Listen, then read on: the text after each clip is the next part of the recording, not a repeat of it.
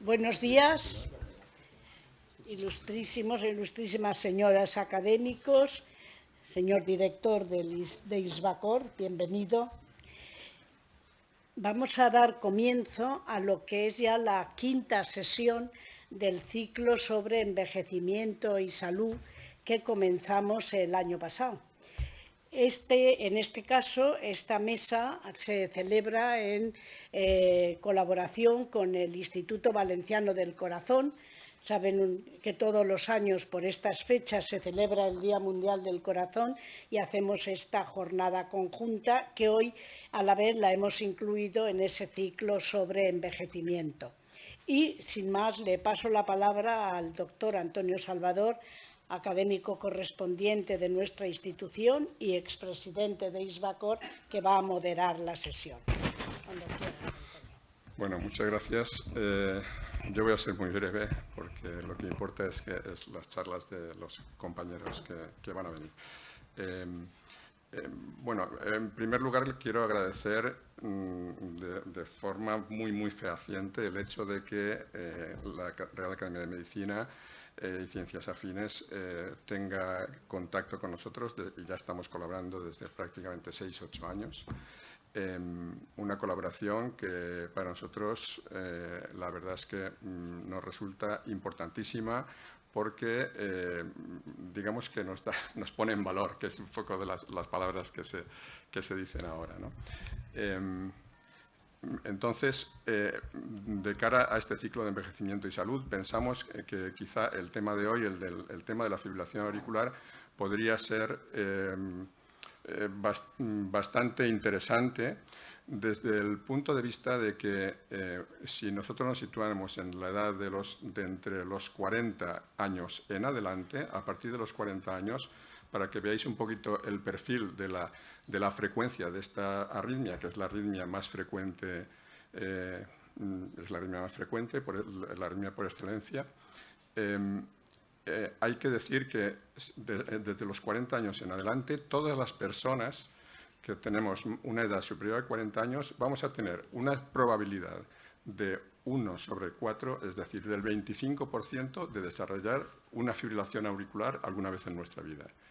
Una probabilidad del 25%, que eso pocas entidades realmente pueden decir que la frecuencia va a ser de este tipo. Es decir, que es una arritmia que supone un impacto en la salud pública importantísimo, muy alto, y por lo tanto, bueno, pues pensamos que realmente, y sobre todo que está bastante relacionada con la edad, es decir, que de alguna forma la frecuencia de la incidencia de la fibrilación auricular va creciendo con la edad. A partir de los 65 años viene a ser un 6%, y luego ya a los 75, 80 años pues puede ser ya un 10-15%, ¿no? Esto en primer lugar. En segundo lugar, hay que decir que la fibrilación auricular realmente tiene unos factores etiológicos, unos factores de riesgo, que no siempre son absolutamente evidentes, de modo que se deja influir bastante por la hipertensión arterial, se deja influir por la diabetes, se deja influir por la insuficiencia cardíaca muchísimo, pero un fenómeno digamos, un concepto que en el momento actual es el que más se preconiza sobre la fibrilación auricular es que se trata de una enfermedad auricular, una auténtica enfermedad auricular. Y esa enfermedad auricular, de alguna forma, está influida por una cantidad importante de noxas, de modo que en el Congreso Europeo de Cardiología del año pasado se presentó un trabajo conocido como el estudio RACE3, el estudio RACE3, en el que lo que se hacía era que a personas que tenían unas primeras crisis, tenían una fibrilación auricular persistente, no exactamente una primera crisis, sino 2 o 3 crisis, etcétera, y que se les aplicaba un choque eléctrico, se les producía una cardioversión eléctrica, personas que además todas habían dado signos de insuficiencia cardíaca, ya fuera con disfunción sistólica o sin disfunción del ventrículo izquierdo. En todas ellas lo que se hacía era hacerles la cardioversión y en el contexto de una cardioversión exitosa seguirlas al año. Y entonces habían dos grupos, uno dedicado a tratar convencionalmente la insuficiencia cardíaca y otro grupo en el que, además de ello, se introducía un cuidado exquisito en intentar reconvertir todos los factores de riesgo de fibrilación auricular, que son muchos, pues hipertensiones mínimas, hipercolesterolemia, diabetes o prediabetes, etc. Y con un tratamiento intensivo de esos factores de riesgo, lo que se lograba es que al final del año un 75% de la población con este tratamiento de los factores de riesgo estuviera en ritmo sinusal y un 63% en aquellos que se había producido un tratamiento convencional de la insuficiencia cardíaca. Es decir, que de alguna forma no deja de ser una arritmia en cierto modo predecible o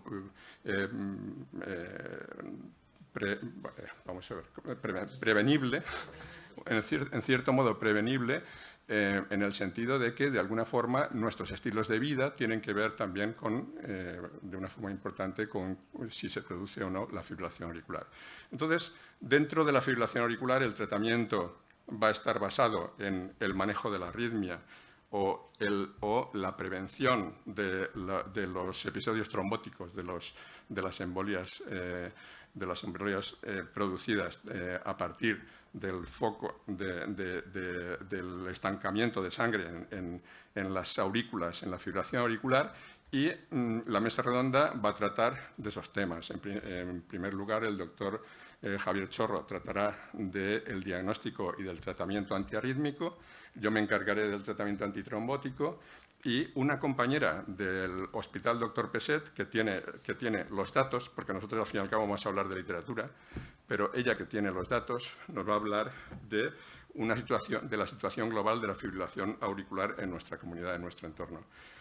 Por favor, el doctor Javier Chorro.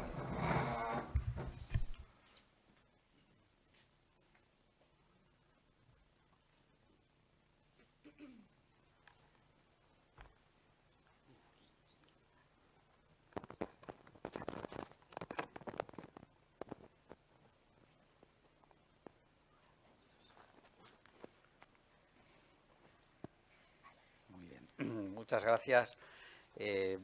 Bueno, en primer lugar, agradecer a la Academia y a ISBACOR pues, la amable invitación a participar en esta mesa. Y bien, el tema, como acaba de comentar Antonio, que me ha correspondido, es el de recordar fundamentalmente el diagnóstico y el tratamiento antiarrítmico de la fibrilación auricular. La definición pues, es una arritmia en la que se pierde la activación ordenada de las aurículas y se sustituye por una activación desordenada, continua, en la que varias zonas de la aurícula son activadas por distintos frentes de onda.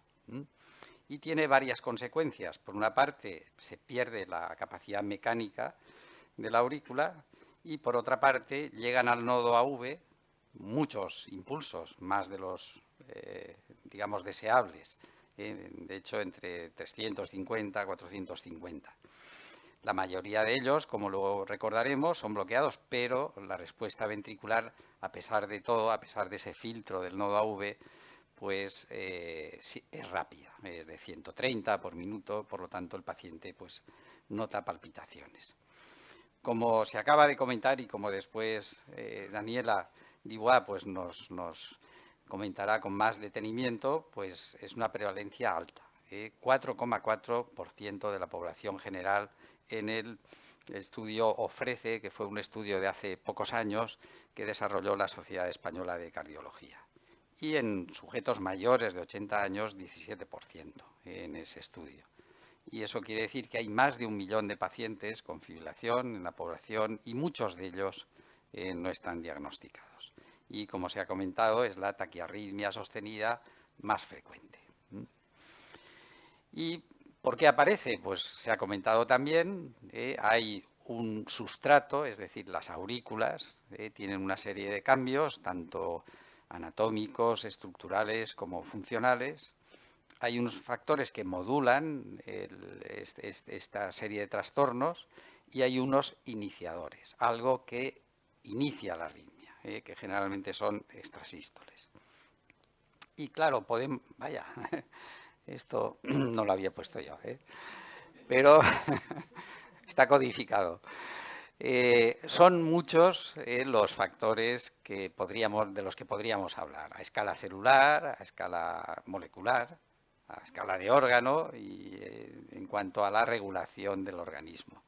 Por ejemplo, podríamos hablar del calcio, que es un factor muy importante en el funcionamiento de las células, sobre todo de la parte eléctrica y mecánica de las células. Podríamos hablar de canales, de las características del potencial de acción, de cómo se conduce el impulso por el tejido auricular, de las propiedades electrofisiológicas que lo definen, pues la refractariedad, la velocidad de conducción, como hemos dicho, y luego hemos de recordar que hay factores moduladores que están, digamos, favoreciendo o al revés, protegiendo contra el desencadenamiento de la fibrilación auricular, el sistema nervioso autónomo, alteraciones electrolíticas, factores endocrinos, factores mecánicos, el estiramiento de la aurícula. O sea, hay muchos factores que determinan que en un momento dado se inicie la arritmia y que persista.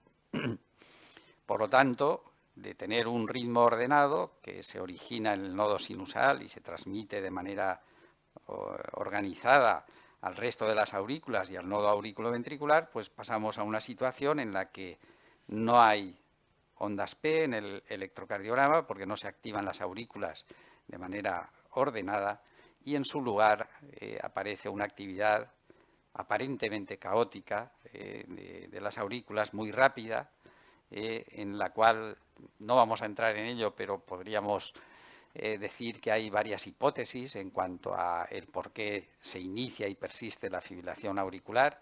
Por cierto, el profesor Jalife, que vendrá el próximo día 5, es precisamente uno de los propulsores de una de las hipótesis, que es el de los mecanismos reentrantes, o sea, el movimiento de reentrada alrededor de distintos puntos que desde ahí se difunde al resto de la aurícula y explica esa activación rápida e irregular de las aurículas.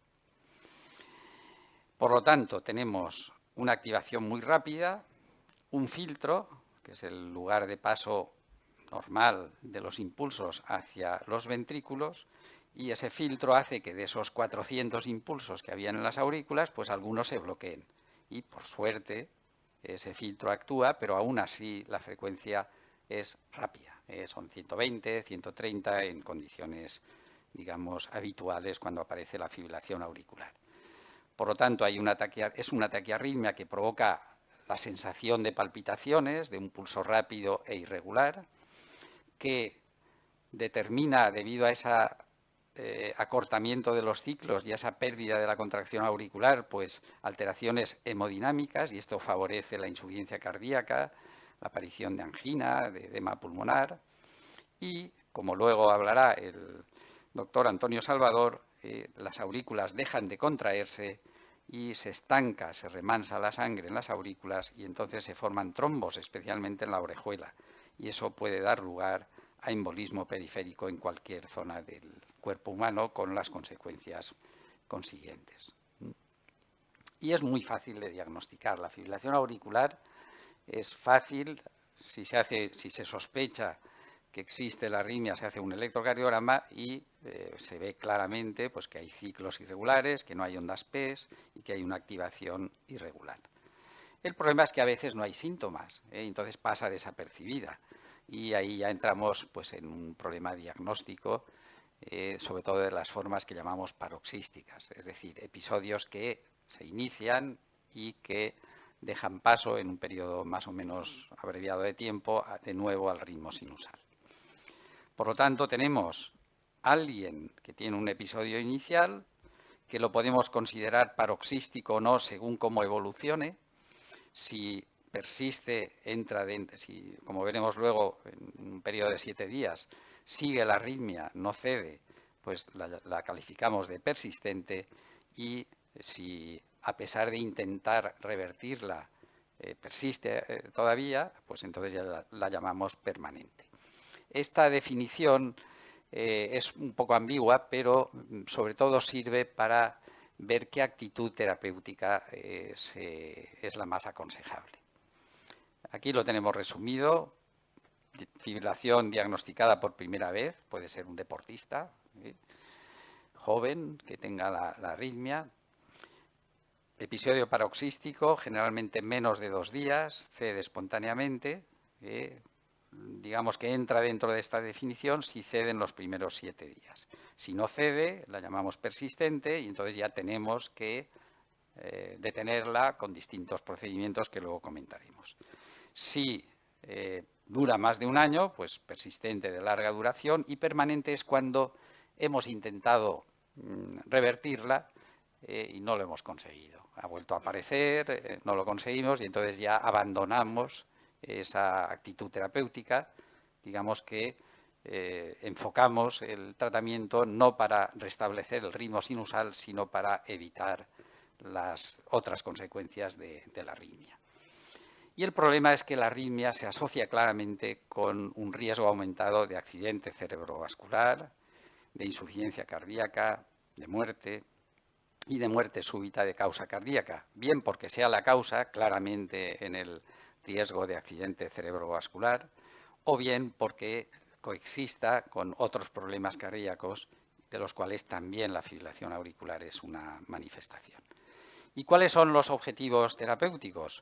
Luego hablará Antonio de evitar el riesgo de tromboembolismo y, por otra parte, hemos de controlar la alteración hemodinámica que implica la pérdida de la contracción auricular y la frecuencia ventricular rápida. Y para eso hay 2 actitudes: restaurar y mantener el ritmo sinusal, o sea, controlar el ritmo, o bien controlar la frecuencia.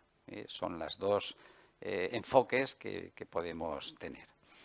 El tratamiento del episodio pues sería o bien cardioversión o controlar la frecuencia.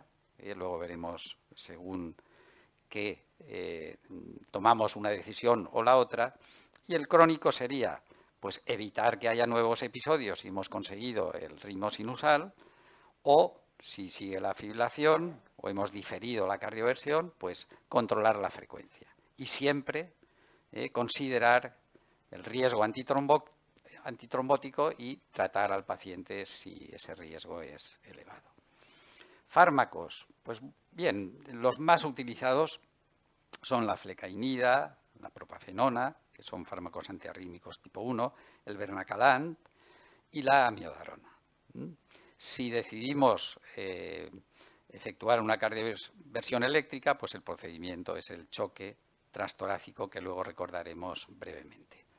Y aquí tenemos pues un poco el resumen de las guías de la Sociedad Europea traducidas en la Revista Española de Cardiología en cuanto a la cardioversión. Si el paciente está inestable, claramente cardioversión eléctrica es lo más rápido, no hemos de dar fármacos que alteren la función cardíaca y es inmediato, y además suele ser efectivo en casi siempre. Otra cosa es que luego vuelva a aparecer la fibrilación. Y si no está inestable, pues entonces podemos, bueno, por supuesto, elegir la cardioversión o fármacos. Y fármacos, en función de que haya antecedentes de cardiopatías, utilizamos unos u otros, porque si hay antecedentes de insuficiencia cardíaca o de cardiopatías, pues el más seguro sería la amiodarona. No debemos utilizar los otros, pero en una persona sin cardiopatías podemos utilizar cualquiera de los que hemos comentado, incluso digamos, adiestrar al paciente para que cuando note la arritmia, pues tiene las pastillas en el bolsillo y se las toma, y esto hay personas pues que utilizan esta aproximación terapéutica. Cardioversión eléctrica, pues bueno, es un procedimiento que no es complejo, pero que se ha de hacer pues de una manera arreglada. Primero hay que sedar al paciente porque duele la descarga, ha de estar dormido. Damos sedantes de acción corta, que duran unos 3-4 minutos, y Cuando vemos que está dormido, pues damos la descarga. Se utilizan parches o electrodos, se sincroniza la descarga y, bueno, esto sería un ejemplo. Aquí está la arritmia, se emite la descarga coincidiendo con el QRS, las flechas indican que está sincronizado y a partir de la descarga ya vemos que vuelve a haber un ritmo sinusal con ondas P. Una cardioversión efectiva. Hay un riesgo tromboembólico y por eso siempre hay que preguntar cuánto tiempo hace que nota las palpitaciones o desde cuándo tiene la arritmia. Si es menos de 48 horas, el riesgo tromboembólico es mínimo y podemos hacer la cardioversión. Pero si es más de 48 horas, luego lo comentará Antonio, pues ya hemos de dar anticoagulación, diferir la cardioversión, dar un anticoagulante y citarlo al cabo de un mes para hacer la cardioversión. Por lo tanto, episodio de fibrilación, está estable, no cardioversión. Sí, dura más de 48 horas.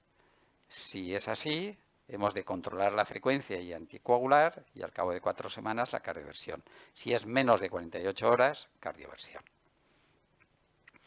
Y el problema, ya lo he dicho, no es hacer una cardioversión, es fácil y suele ser efectiva en un porcentaje muy elevado. El problema es que puede volver a aparecer la arritmia y entonces ya entramos en un terreno más difícil, especialmente si, como se ha comentado antes, hay un sustrato y unos factores de riesgo que lo favorecen. Y aquí de nuevo la pregunta es si hay cardiopatía o no. Si no hay cardiopatía o los cambios, las alteraciones estructurales son leves, pues entonces podemos utilizar muchos fármacos. Aquí están reseñados. Si ya hay cardiopatías, vamos limitando el número de fármacos porque los fármacos podrían ser peligrosos en estos pacientes y generar otro tipo de arritmias, incluso peores. Y si hay insuficiencia cardíaca, pues nos quedamos ya con pocos fármacos. La amiodarona, que tiene el problema de efectos secundarios, etcétera. Y aquí en verde está anotado la ablación con catéter. No es un tratamiento farmacológico, pero lo comento porque hoy en día es una realidad y es una opción que, dependiendo del tipo de fibrilación y de las características del paciente, pues puede ser efectiva en un 70% de los casos o en pacientes con fibrilación crónica y con cardiopatía estructural, pues ya se reduce la tasa de éxito a un 55%, siendo optimista. Y luego, ¿cómo controlamos la frecuencia? ¿Cómo hacemos que en vez de ir a 130 por minuto, que es lo que provoca la sensación de palpitaciones y descompensa al paciente? Pues dando fármacos que frenan la conducción en el nodo AV. Y ahí pues los clásicos son los beta bloqueantes y la digoxina. En realidad el más clásico es la digoxina. Se pueden asociar. Se pueden utilizar también calcio antagonistas, el litiazem y el verapamilo, no el amlodipino. Y la amiodarona, que la reservamos porque como los efectos secundarios que he comentado antes pueden aparecer, pues lo reservamos para casos en los que no podamos utilizar los otros fármacos. Y después está el riesgo embólico. Hay escalas para ver qué riesgo embólico hay, luego hablará Antonio, por lo tanto, y hay distintas opciones que luego las comentará él. Esto me lo salto. Y por último, comentar que, bien, prácticamente en la última década se ha ido desarrollando y cada vez hay más experiencia de procedimientos basados en la ablación con radiofrecuencia inicialmente, aunque luego veremos que hay otros procedimientos, para evitar que una persona pues tenga recidivas de la fibrilación. ¿Cuándo funciona bien este procedimiento? Pues en los casos paroxísticos, en las personas jóvenes, en los que no tienen una aurícula dilatada, no tienen una cardiopatía estructural muy avanzada. Es un procedimiento laborioso, requiere sistemas de cartografía, o sea, de mapeo de la actividad eléctrica cardíaca. El porcentaje de recidivas es variable dependiendo de las características del paciente. Es más efectivo en los casos de fibrilación paroxística que en la permanente o en la persistente. Y bueno, la tasa de complicaciones, pues dependiendo también de la pericia, etcétera, pues puede ser relativamente alta o no. Y como ha comentado Antonio anteriormente, pues bueno, en realidad es un continuo, es una enfermedad de las aurículas. Y pacientes que empiezan teniendo episodios paroxísticos, pues acaban teniendo una fibrilación permanente. ¿Por qué? Pues porque los episodios paroxísticos tienen que ver con iniciadores que están en las venas pulmonares. Por eso se aíslan las venas pulmonares. Pero el hecho de que persista la arritmia y de que aparece, y el hecho de que haya otros factores que vayan dañando a la aurícula, pues hace que en estos casos ya predomine las alteraciones estructurales. Por lo tanto, el papel de los disparadores es alto cuando vemos una fibrilación en una persona joven, en un deportista, en un maratoniano, en fin, y las alteraciones estructurales van predominando en el resto de pacientes, aunque podríamos matizar lo del maratoniano si queréis después en la discusión. ¿Qué se hace? Pues eso, registrar la actividad, ver, por ejemplo, en este caso, que hay un origen de la fibrilación en zonas en la zona de unión de una vena pulmonar con la aurícula izquierda, y luego se aísla esa vena para que, aunque haya ahí actividad rápida, no pase al resto de la aurícula. O sea, es aislamiento de las venas pulmonares, mediante lesiones alrededor de las mismas, para que no se transmitan. Y en los últimos años también, pues esto se inició con la radiofrecuencia, pero hoy en día hay otros procedimientos, de los cuales el más utilizado hoy en día después de la radiofrecuencia es el de la crioablación. ¿En qué consiste? Pues en congelar la zona, el antro de las venas pulmonares para provocar el aislamiento de las venas pulmonares con un daño irreversible en la zona de entrada, con lo cual evitamos que esa activación rápida que se origina en esas zonas por distintos mecanismos que luego podemos comentar si hay tiempo, evitamos que se transmitan a las aurículas y que inicien la fibrilación auricular.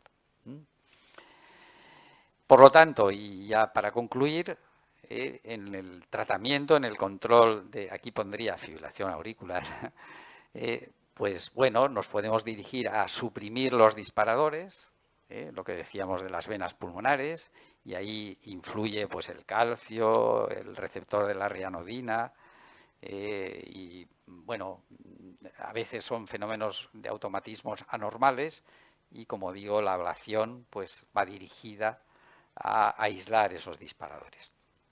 Controlar la heterogeneidad estructural de las aurículas, prevenir la fibrosis, el remodelado, y para eso es muy importante controlar la hipertensión arterial, la insuficiencia cardíaca, etcétera, porque es lo que la propia fibrilación con el tiempo da lugar a cambios estructurales.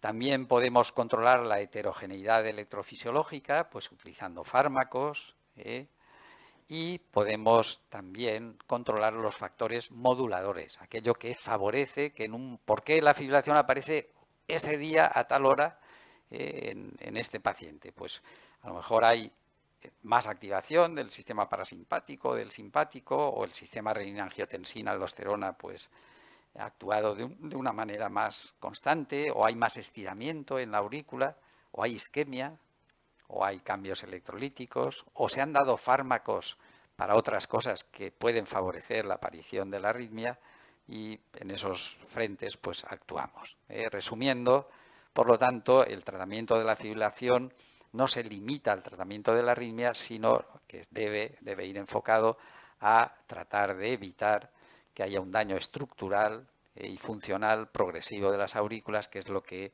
favorece el que persista la fibrilación auricular. Y nada más.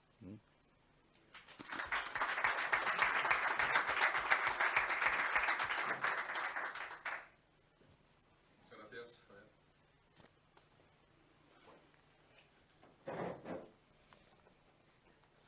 Quítamelo tú. Porque...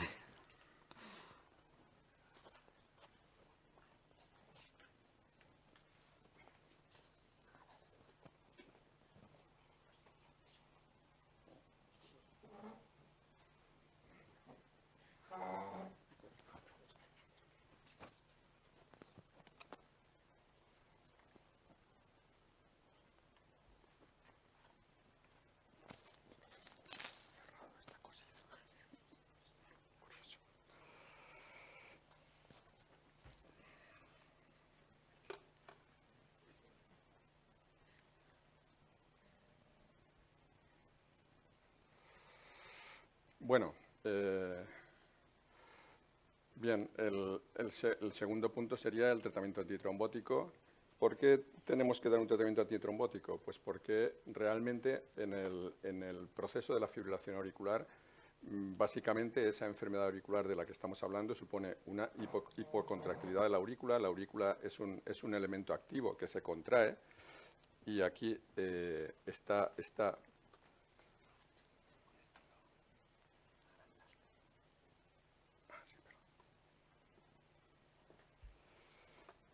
Y aquí está reducido, y esa hipocontractilidad ya produce una serie de cambios que suponen una reducción de la fibrinolisis, de la actividad fibrinolítica, y además normalmente hay isquemia en la pared auricular y con ellos lo que se produce es un fenómeno inflamatorio y una serie de alteraciones en el endotelio que suponen una activación de trombocitos, activación de plaquetas y aparte incluso destrucción de algunas células endoteliales que suponen la producción, el que a la circulación salga factor tisular, que es el que activa directamente un factor importante de la coagulación, y todos estos tres factores conducen a una hipercoagulabilidad importante.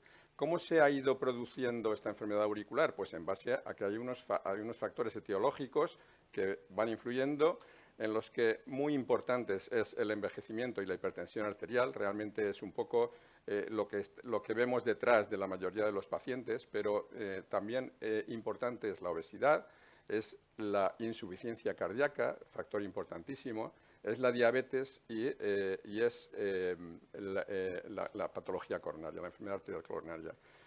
Yo añadiría a esto incluso lo que es la malignidad, es decir, los tumores malignos y luego su tratamiento pueden inducir también fibrilación auricular. De modo que en las personas con problemas cancerosos hay una mayor frecuencia de fibrilación auricular. Y luego habrían otros factores, estos serían factores relativamente modificables. Habría otros factores no tan modificables como factores genéticos y, por ejemplo, la estatura. Es decir, yo, por ejemplo, tengo muchas más probabilidades de desarrollar una fibrilación auricular que muchos de ustedes, por ejemplo, ¿no? Algo bueno. Bueno, vamos a ver. Entonces, nosotros... Ya ha dicho el doctor Chorro que básicamente nos vamos a dedicar de entrada, en el caso de que plantee muchos problemas por una frecuencia elevadísima, pues vamos a tratar inmediatamente con el fin de conseguir la estabilidad hemodinámica, siempre en base a reducir la frecuencia, porque muchas veces el inicio es con frecuencias de 130 y 140 por minuto y eso es poco tolerable por el paciente. Vamos a tratar los factores precipitantes que ya hemos visto que por el estudio que antes he comentado pues son muy, muy importantes, como cambios de estilo de vida, tratamiento de las enfermedades cardiovasculares subyacentes y luego vamos a anticoagular con la finalidad de evitar el embolismo cardíaco, los fenómenos cardioembólicos que se van a producir sobre todo en el cerebro. ¿Con esto qué estamos haciendo? Pues vamos dando mayor expectativa de vida a la población, sobre todo con el tratamiento anticoagulante, puesto que estamos evitando incluso mortalidad en cantidad. Y con los cambios de estilo de vida estamos dando mayor esperanza de vida y con los tratamientos antiarrítmicos lo habitual es que lo que estemos es mejorando sobre todo lo que es la calidad de vida, ¿no? Pero estos fenómenos están un poco entrelazados, de modo que con un manejo adecuado de la fibrilación auricular estamos influyendo en un beneficio para el paciente que se expresa en esas dos áreas. Entonces, ¿qué pasa con el ictus? El ictus es un poco el fenómeno cardioembólico más frecuente, ¿no? El tener fibrilación auricular nos multiplica el riesgo de ictus. Hay una serie de factores que influyen, evidentemente, pues la hipertensión es un factor de riesgo adicional muy importante para el ictus. Y, además, estos ictus producidos en contexto de fibrilación auricular suelen tener peor pronóstico. Pero hay que decir que ese peor pronóstico es en el caso de que no hagamos tratamiento antitrombótico, porque está demostrado que las personas que sí que llevan un tratamiento anticoagulante adecuado tienen unos ictus con mejor pronóstico de lo habitual en el ictus, ¿no? En el ictus trombótico. Lo que sí que ocurre claramente es que con la edad, además de que aumenta la incidencia de fibrilación auricular, además los ictus relacionados con la fibrilación auricular también son más frecuentes a medida que la persona avanza en edad. De modo que los ictus atribuibles a la fibrilación auricular pues vienen a ser el 25% en el rango de edad muy avanzado.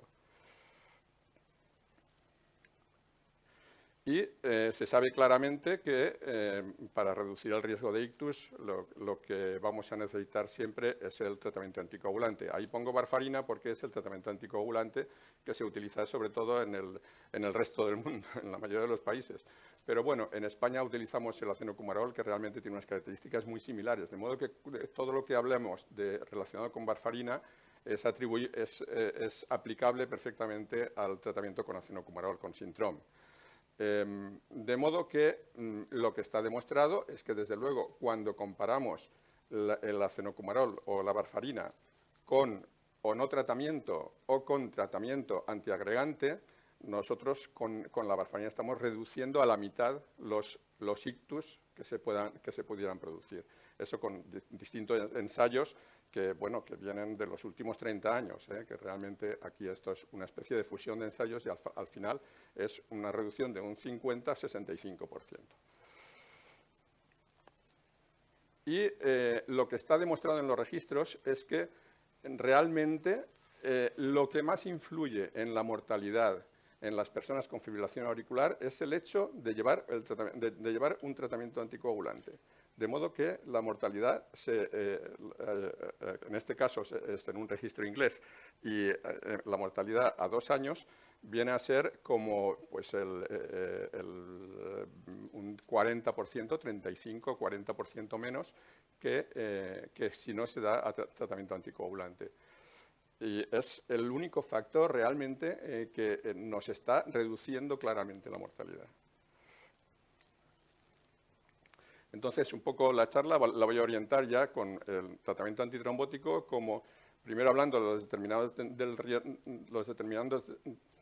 determinantes del riesgo trombótico y hemorrágico, y después ya una serie de datos relacionados ya más prácticos, relacionados con el mundo de la anticoagulación, ya sea con antivitaminas K, que sería el Sintrom o la varfarina, como con los nuevos anticoagulantes. Y voy a insistir quizá un poquitín más con los nuevos anticoagulantes porque es un poco lo más moderno y sobre todo es lo que ha venido para quedarse. Es decir, yo creo que, no sé, un médico actual, en el momento actual, ni se plantearía tratarse con acenocumarol, su fibrilación auricular, su propia fibrilación auricular. Sin embargo, estamos en un sistema público en el que ya hay estructuras para control del tratamiento anticoagulante con acenocumarol y de alguna forma, bueno, pues el sistema se defiende un poco desde el punto de vista económico, porque claro, la diferencia es abismal entre estar tomando Sintrom, que es una pastilla genérica de toda la vida,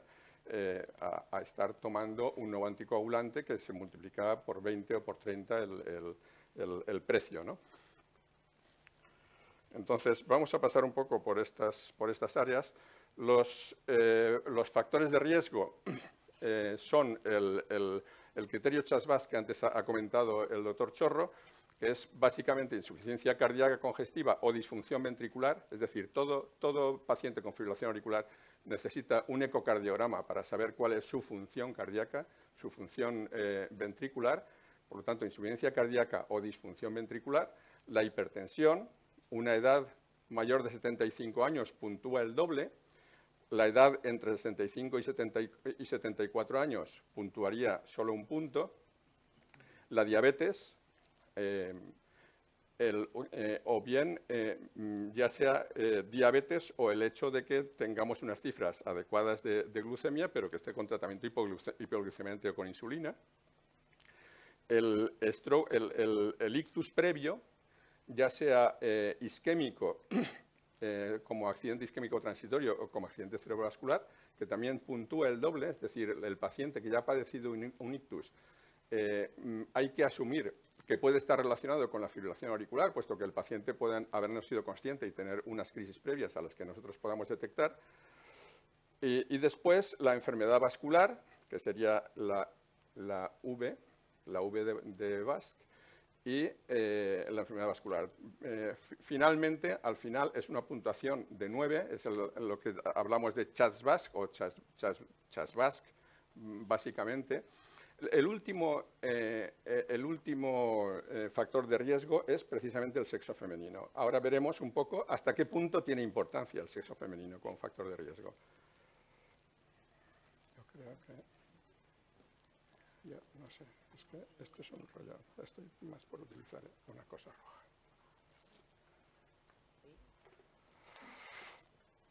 No lo sé, no tengo ni idea.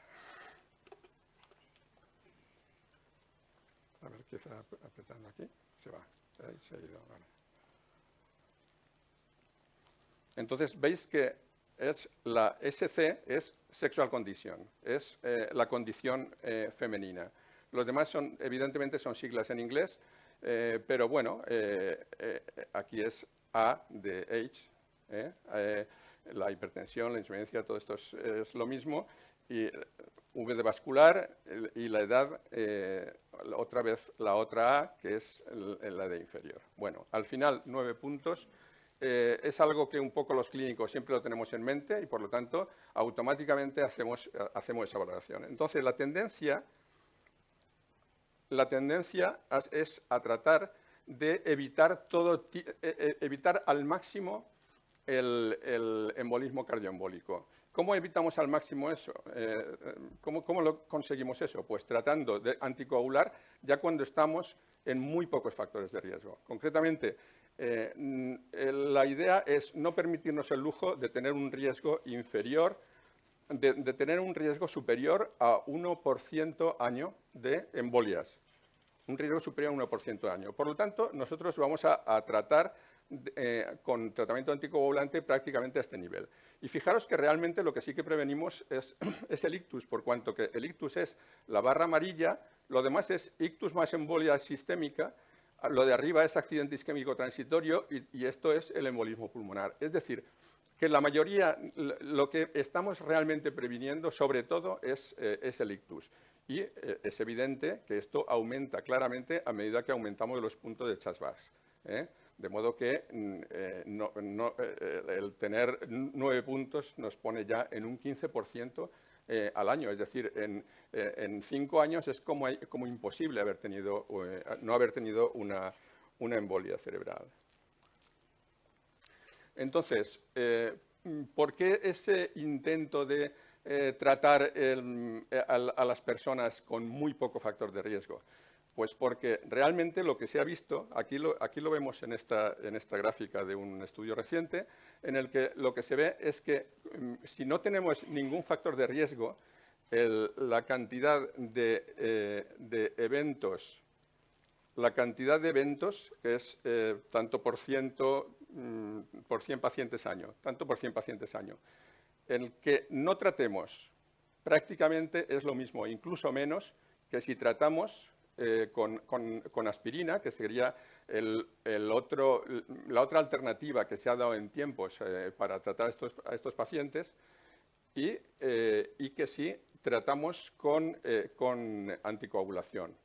En cualquiera de las tres situaciones tenemos un riesgo similar y siempre inferior al 1%, al 1 por 100 pacientes año.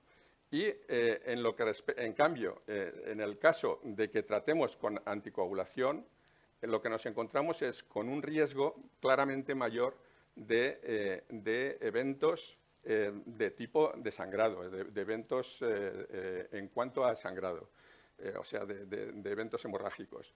En cambio, ya cuando tenemos un factor de riesgo, realmente las cifras que obtenemos son, si no tratamos o si tratamos con aspirina, es un riesgo claramente superior a 1, mientras que si tratamos con warfarina ya nos quedamos con alrededor de 1%. Por lo tanto, está claro que teniendo un CHAS-Basque de 1, ya estamos siendo eficaces con el tratamiento con warfarina. Esto en lo que respecta al ictus isquémico. En lo que respecta al ictus hemorrágico, realmente no hay diferencias. Es decir, el que estemos tratando, no tratando, o tratando con aspirina o tratando con varfarina, la diferencia es absolutamente mínima. Por lo tanto, la tendencia actual es a que ya con un CHAS-VAS 1 estemos tratando con varfarina. Ya estamos tratando a estos pacientes con varfarina. Por otra parte, incluso la mortalidad global es, como antes hemos comentado,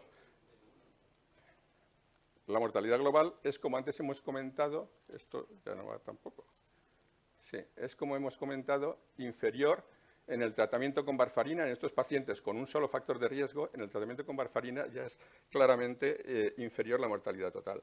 Por lo tanto, digamos que lo más establecido es que tener un factor de riesgo ya nos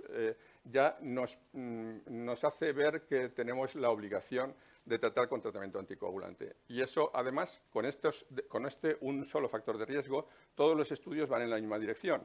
El tratar con aspirina o no tratar nos da exactamente lo mismo, no hay beneficio con el tratamiento con aspirina, pero en cambio el tratar con el anticoagulante, pues automáticamente lo que nos da es un beneficio claro en todos los estudios, prácticamente en todos los estudios. Por lo tanto, digamos que casi obligatoriamente, en el momento en que tenemos un factor de riesgo de estos CHAS-VAS, ya tenemos la obligación de anticoagular, ¿no? Y fijaros que se habla del CHAS-VAS como sexual condition, como la condición femenina, como aumento del riesgo. Bueno, esa condición femenina está casi desapareciendo por el hecho de que precisamente las mujeres que tienen un mayor riesgo, que en efecto tienen un mayor riesgo por 100 pacientes años de desarrollar que los hombres, de desarrollar embolias. Sin embargo, lo que sí que se ve es que ese incremento del riesgo solamente se ve en los CHAS-VAS a partir de 2, 3, 4. Como nosotros lo que hacemos es anticoagular prácticamente con el CHAS-VAS 1, no le afecta para nada la condición sexual. De modo que probablemente este parámetro de CHAS-VAS, lo más lógico es que se transforma en un CHAS-VAS a efectos prácticos, en el sentido de que nos podemos olvidar de que está la condición femenina como factor. ¿Qué dicen las guías? Las guías lo que dicen es, las europeas, pues dicen que consideremos en el CHAS-VAS 2 de las mujeres, que es en realidad el 1 de los hombres, por cuanto que las mujeres por sí mismas ya tienen como un factor de riesgo. Si quitamos ese factor de riesgo, pues ya se queda en que el CHAS-VAS 2, que es el equivalente al 1, hay que considerar tratamiento anticoagulante oral. Y, concretamente, ya no se habla para nada de que sea obligatorio el dar aspirina. La aspirina realmente, se está demostrando, y además esa demostración se ha hecho incluso por registros, concretamente los daneses tienen unos registros impresionantes, y que es precisamente en lo que se basa lo que he puesto en hace dos diapositivas.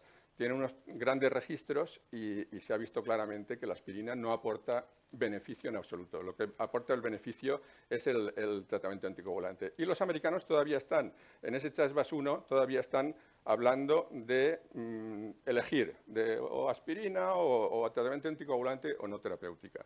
La tendencia va a ser, si el paciente no tiene contraindicaciones, hay que ponerle tratamiento anticoagulante. Entonces, hay que considerar también el riesgo de sangrado, es decir, las personas que tengan un riesgo hemorrágico alto, pues hemos de ser un poco más conservadores desde el punto de vista del tratamiento anticoagulante.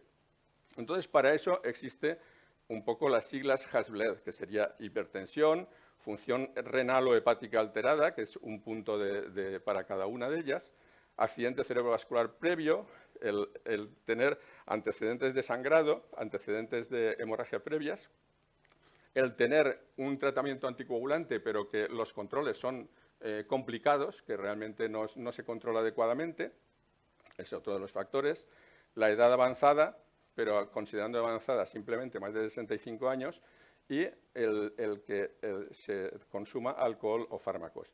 Hay que ver que ocurre una cosa, y es que, de alguna forma, el riesgo trombótico y el riesgo hemorrágico coinciden bastante. De modo que, como veis, hay 3 factores que son absolutamente comunes para el riesgo trombótico como para el hemorrágico, ¿no? La edad, el accidente vascular previo y la hipertensión arterial.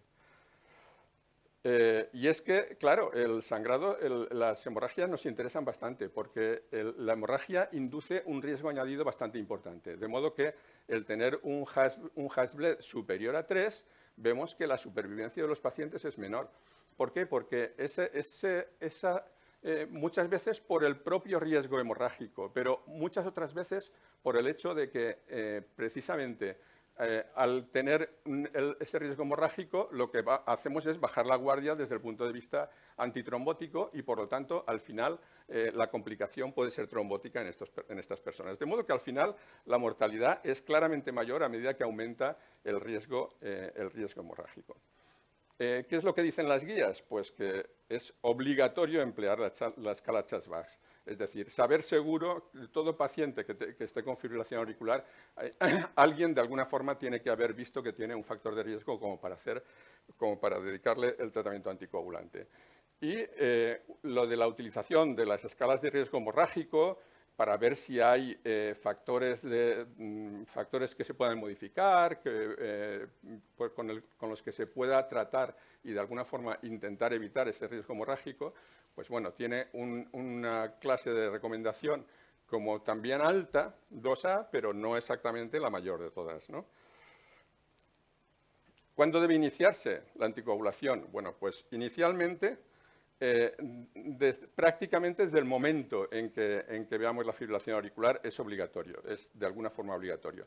No tiene un factor, no tiene una recomendación de altísimo nivel, pero sí suficiente como para que sistemáticamente la persona que llega a urgencias con una fibrilación auricular, de entrada se le ponga heparina subcutánea o se inicie ya un tratamiento anticoagulante, ¿no?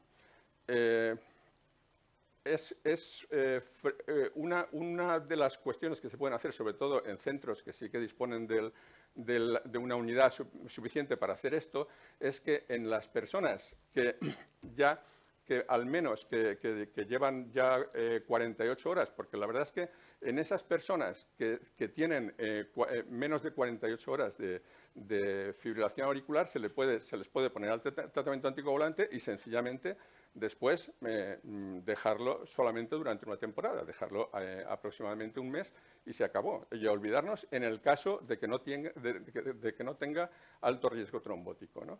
Pero en las personas que ya les ha pasado las 48 horas, pues sí que podemos hacer, o incluso en esas primeras 48 horas, podemos hacer un ecotransesofágico que nos permita ver pues, que hay trombos en la orejuela. Estos trombos que ha mostrado el doctor Chorro. En ese caso, estas personas se les puede dar un choque inmediato. Es decir, está demostrado que si no encontramos trombosis en la orejuela, se puede dar un choque con una cierta seguridad. Y sencillamente, pues si dispone de menos de las primeras 48 horas, no es obligado a hacer una anticoagulación a largo plazo. Y después, por lo tanto, de alguna forma, ese paciente que se le encuentra trombosis en la orejuela, pues se le puede hacer una cardioversión precoz, una cardioversión inicialmente para tratar de resolver el problema, ¿no? Y cuando se identifican trombos por ecotransesofágico, entonces hay que anticoagular, volver a hacer el ecotransesofágico para garantizar que han desaparecido, porque con el tratamiento antitrombótico los trombos suelen desaparecer, y después, hacer la repetición del ecotransesofágico y ya una vez que han pasado ya 3 semanas, al menos 3 semanas, y entonces ya efectuar la cardioversión con una cierta seguridad, ¿no?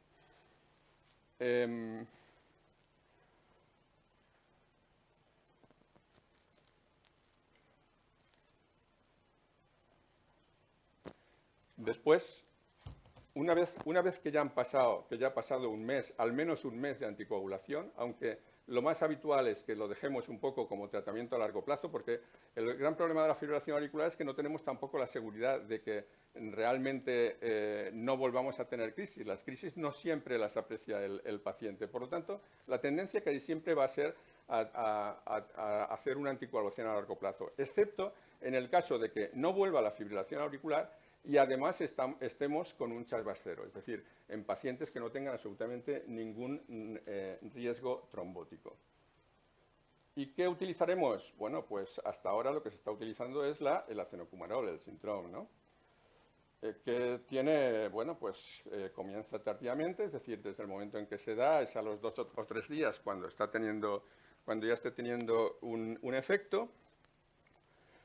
Tiene abundantes interacciones con alimentos y fármacos. Hay, concretamente, pues el tomar ensaladas modifica el control del tratamiento anticoagulante.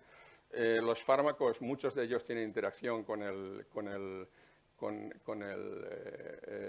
Sintrom. Concretamente, la amiodarona se da en muchos pacientes y tiene una interacción clara. Tiene una variabilidad genética en su metabolismo. Tiene un rango terapéutico estrecho que obliga a controles frecuentes, por lo tanto será obligatorio, primero inicialmente controles a veces semanales y después ya enseguida controles mensuales, y un rango terapéutico muy bajo que nos indica que realmente cuando nosotros conseguimos una razón internacional adecuada, un INR adecuado de 2 a 3, no tenemos problemas, pero cuando reducimos de 2 vamos a aumentar el riesgo de ictus isquémico, y cuando aumentamos a más de 3 vamos a incrementar la posibilidad de una hemorragia intracraneal. Por lo tanto, bueno, pues problemas con el rango terapéutico, ¿no? Entonces, lo novedoso, los nuevos anticoagulantes. Los nuevos anticoagulantes se han llamado de distintas formas. NACOS, que es nuevos anticoagulantes orales, DACOS, directos, anticoagulantes orales directos, y luego ahora se llaman también no antivitaminas K. O sea, es decir, se puede llamar de distintas formas, cada uno a su aire, ¿no? Y vamos a ver, se pueden acercar al anticoagulante ideal, pero no del todo, no absolutamente del todo. Por ejemplo, tienen una serie de factores que sí que son muy útiles. El comienzo de efecto muy rápido, de modo que no hace falta poner heparinas de bajo peso molecular para anticoagular inicialmente, sino que prácticamente dando la primera dosis ya vamos a tener un efecto anticoagulante. En el momento en que lo retiramos también, pues en menos de 12 horas ya no vamos a tener efecto anticoagulante, lo cual pues puede ser útil cuando tenemos una necesidad de intervención quirúrgica urgente o si tenemos una hemorragia. Y tiene un efecto anticoagulante predecible, de modo que no precisa monitorización, que es un poco un objetivo muy buscado, ¿no? Porque, claro, el tener que ir cada mes a un hematólogo a que te haga el control del acenocumarol, pues es un poco pesadete, ¿no? Y luego hay una serie de aspectos que realmente pues no lo cumple casi nadie. Este que sí que lo cumple el Sintrom, la dosis oral única diaria, sin embargo en los nuevos anticoagulantes puede ser 1 o 2 según el tipo de anticoagulante nuevo, y eso de alguna forma cuando necesitamos 2 pues el cumplimiento puede debilitarse algo. La no interacción con drogas, pues esto resultaría muy útil, pero realmente no lo tenemos ni con los nuevos anticoagulantes ni con el Sintrom, ¿no? Es decir, hay una interacción clara. Con alimentos realmente los nuevos anticoagulantes prácticamente no tienen interacción, pero desde luego con algunos medicamentos, con los metabolizados por el citocromo, con el citocromo C 3 a 4, o sea que, bueno, pues es el diltiazem, es el verapamil, son distintos fármacos antifúngicos, etcétera, etcétera. Pues realmente la interacción también existe con los nuevos anticoagulantes. La eliminación no renal sería interesante. La eliminación es muy poco renal en lo que respecta al Sintrom, pero sin embargo en estos nuevos anticoagulantes, sobre todo el primero, tenía una eliminación renal del 80% y por lo tanto mucho cuidadito con la función renal.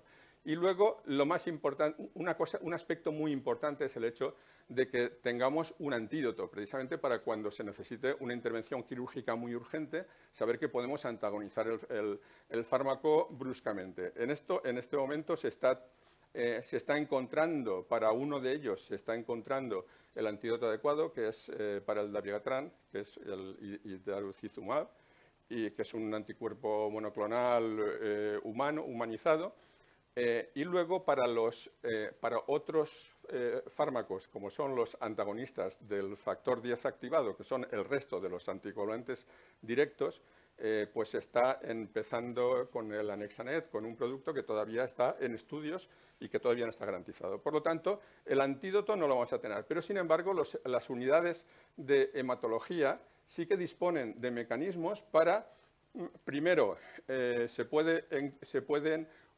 utilizar lo de los niveles plasmáticos de los propios fármacos, pero también mediante distintos hay distintos parámetros hematológicos que de alguna forma permiten predecir si estamos con mucho efecto o con poco efecto. De modo que en un centro que haya una unidad de hematología solvente, que además está al instante, que esté las 24 horas del día, realmente eso no tiene por qué ser demasiado problema, ¿no?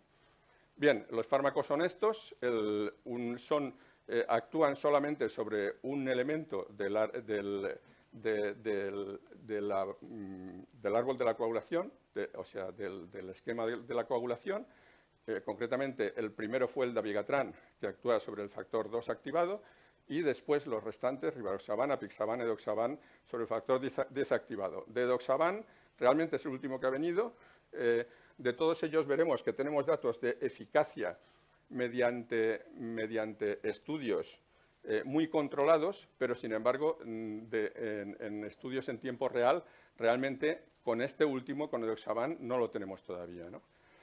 Todos ellos tienen una aceptable biodisponibilidad, excepto el dabigatran, que es una biodisponibilidad muy baja. La vida media, curiosamente, a pesar de que los fármacos, luego algunos se van a utilizar como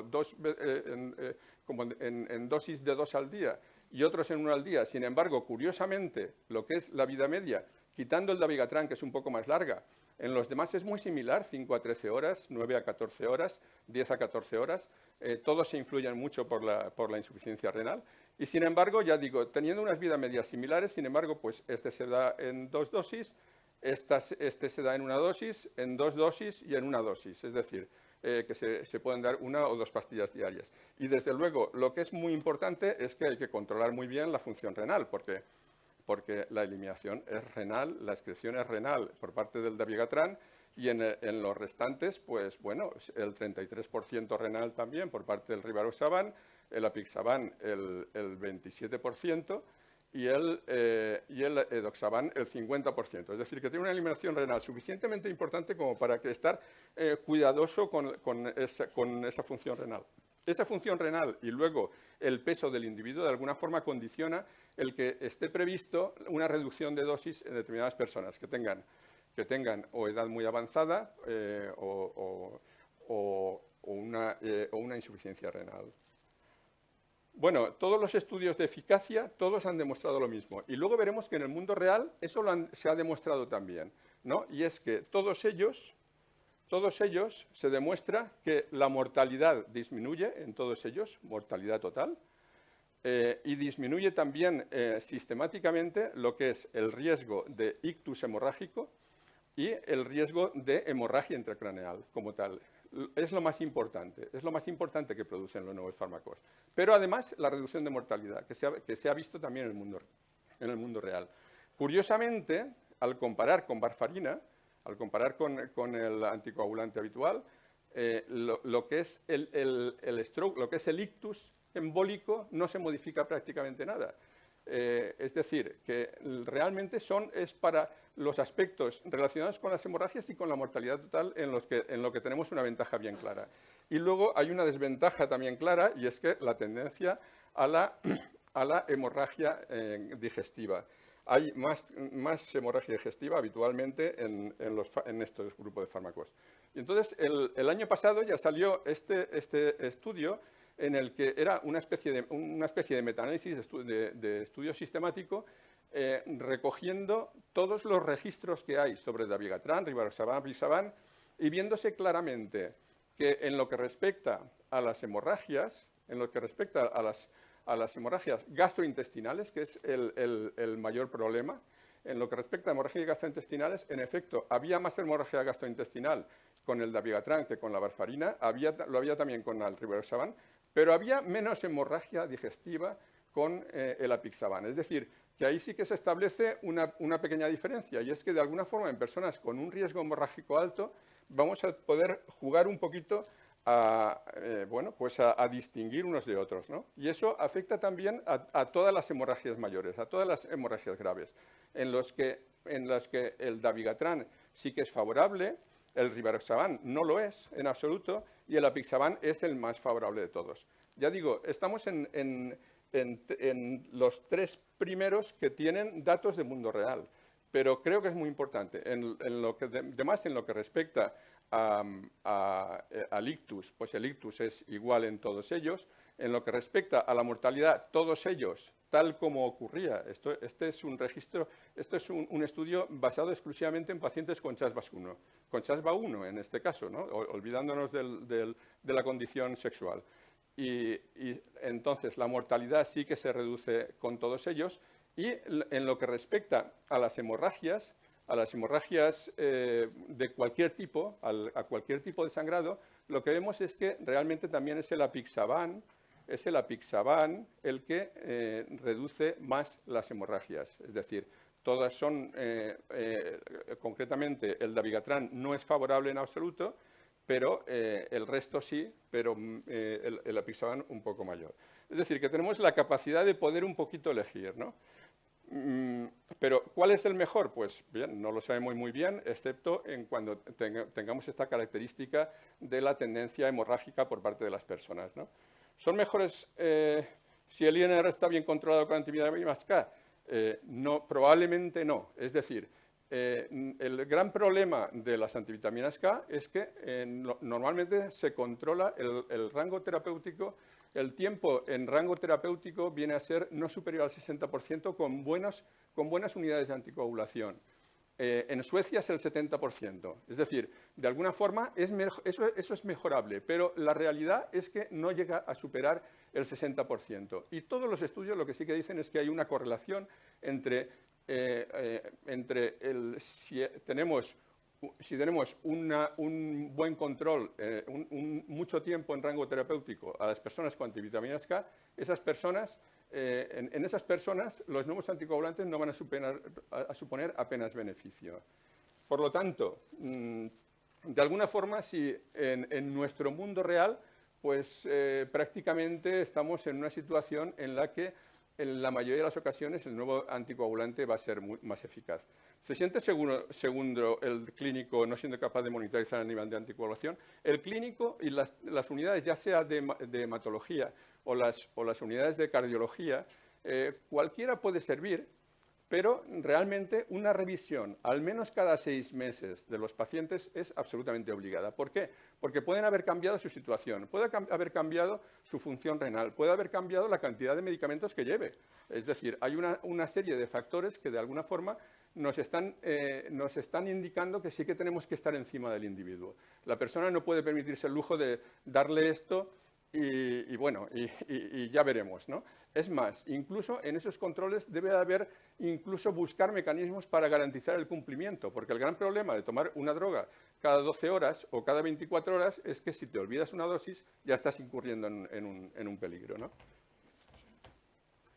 ¿Cómo manejar la anticoagulación del periprocedimiento? Bueno, pues cada vez se está conociendo más datos sobre el asunto, realmente si un procedimiento no es súper ultra urgente, pues ya sabemos que a las 6-8 horas ya no vamos a tener prácticamente efecto anticoagulante. ¿Es un problema la desaparición rápida del efecto cuando el paciente no es cumplidor? Bueno, es un problema. Y realmente el tratamiento con Sintrom, la gracia que tiene es que de alguna forma estamos examinando al enfermo cada mes. Y esto no nos lo garantiza el tratamiento con el nuevo anticoagulante.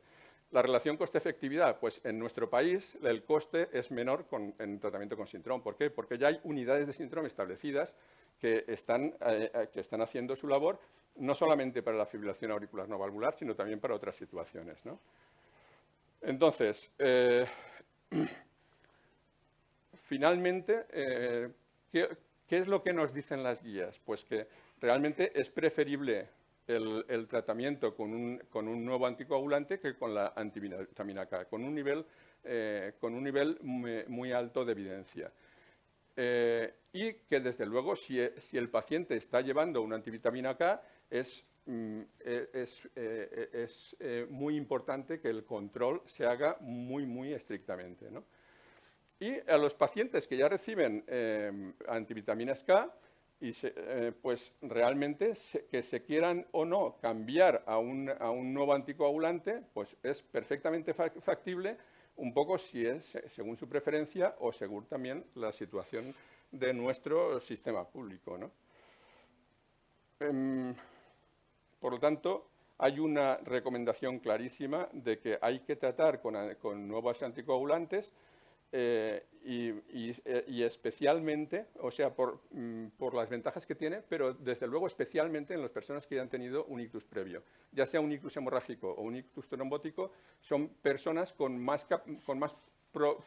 probabilidad de desarrollar una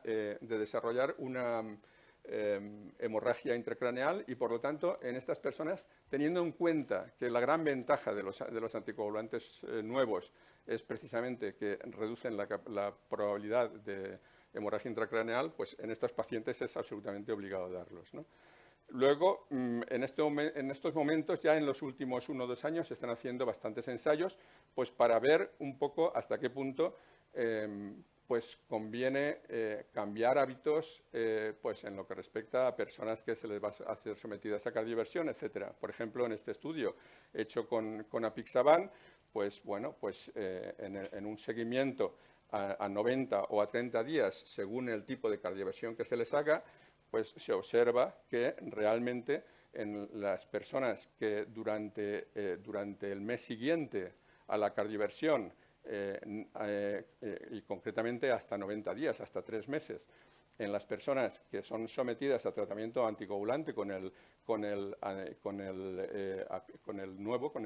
apixaban, vemos como no ocurre absolutamente ningún ictus cardioembólico, cosa que en cambio los poquísimos que se producen, que son muy pocos, pero se producen precisamente en los tratados con heparina. Es decir, que hay bastante seguridad pues, para tratar incluso en esas fases iniciales en las que bueno, pues es muy importante tener un control anticoagulante adecuado, ¿no?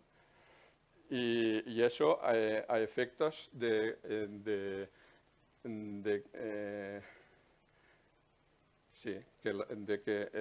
concretamente la cantidad de hemorragias es también menor con el nuevo anticoagulante que con el tratamiento con heparina y antivitaminas K, ¿no? Luego, pues se ha visto también que la ablación se puede hacer en presencia de dabigatran, por ejemplo, en presencia de un nuevo anticoagulante, se puede hacer con tranquilidad, simplemente quitando la primera dosis de la mañana antes de la intervención o la última dosis de la noche anterior, y se ve claramente cómo se obtienen unos mejores resultados con el tratamiento anticoagulante. Voy a pasar ya rápido.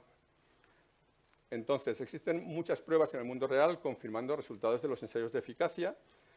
Son efectivos y seguros, muestran un perfil global más beneficioso que las antivitaminas K. El problema de las hemorragias intestinales están ahí y pudieran no ser coste efectivos en nuestro medio en el momento actual, ya digo. Ya lo he comentado, en pacientes que requieren antiagregación adicional, esto voy a pasar, pero bueno, voy a pasar rápidamente, pero solamente quiero decir un concepto muy rápido. Lamento moderar al moderador, pero es que nos falta otra presentación. Sí, acabo enseguida. Gracias. Quiero dar solamente de aquí un concepto muy claro, y es que de alguna forma en personas que tienen un episodio coronario agudo y que son sometidas a tratamiento con stent, esas personas que antes siempre se han tratado con doble antiagregación, en personas, o sea, durante 1 año aproximadamente, en esas personas, si tenían previamente una fibrilación auricular y estaban tratados con anticoagulación oral, pues tienen que salir durante una temporada con triple tratamiento antitrombótico. Ya desde hace 3 años, lo que se ha visto es que de alguna forma, con la misma seguridad, pueden salir con la anticoagulación más un solo un solo antiagregante, que en este caso sería el clopidogrel. Es el que está más explorado, digamos, ¿no? Y eso se ha visto ya prácticamente con todos los nuevos anticoagulantes y se vio incluso directamente, o sea, con el clopidogrel dado directamente después de un periodo muy corto es decir, quitando la aspirina muy pronto. Por lo tanto, de alguna forma, lo que se está viendo, y solo quedan estudios para los dos últimos anticoagulantes orales, es que con la asociación del anticoagulante más el clopidogrel, lo que se obtiene es unos resultados que, desde el punto de vista de las trombosis, son parecidos al triple tratamiento antitrombótico, pero desde luego, desde el punto de vista de las hemorragias, que es lo más claro, es que las hemorragias van muy a menos, de modo que disminuimos el riesgo hemorrágico, que es extremadamente importante, ¿no? Para alguna persona que tenga interés, porque esté tratándose con un nuevo anticoagulante, pues que tenga interés en tener una referencia bibliográfica importante, pues ha salido un trabajo recentísimamente, en marzo, que es este que pongo ahí abajo, si queréis tomaros la cita, porque, bueno, pero es tan exhaustivo como que tiene 60 y tantas páginas y 470 citas bibliográficas, ¿eh? O sea que existe también la posibilidad, cuando hay unas hemorragias digestivas abundantes, existe la posibilidad de poner lo que se llama un oclusor de la orejuela izquierda, que es algo que, en fin, va orientado sobre todo a los digestólogos y a los neurólogos en personas que tengan hemorragias importantes, ¿no? Pues es la posibilidad de sustituir de alguna forma la droga por un mecanismo oclusor de la orejuela para que no salgan los trombos, sencillamente, ¿no? Tiene unas indicaciones muy concretas y, desde luego, no son en ninguno de los estudios son mejores que la anticoagulación, pero sí que es verdad que de alguna forma lo que sí que evitan es las hemorragias y, por lo tanto, es una alternativa que es extremadamente útil. Y además, de alguna forma, en los primeros años, realmente hace 6 años, 6, 8 años, ¿no? Pues resultaba que producía unos riesgos muy altos, perforación, taponamiento, etcétera. Es decir, había una serie de complicaciones que lo hacían poco deseable, pero bueno, esas complicaciones han ido claramente a menos y en centros donde tengan ya una curva de aprendizaje bien hecha, pues bueno, pues es una alternativa perfecta para las personas que tienen una tendencia hemorrágica muy importante.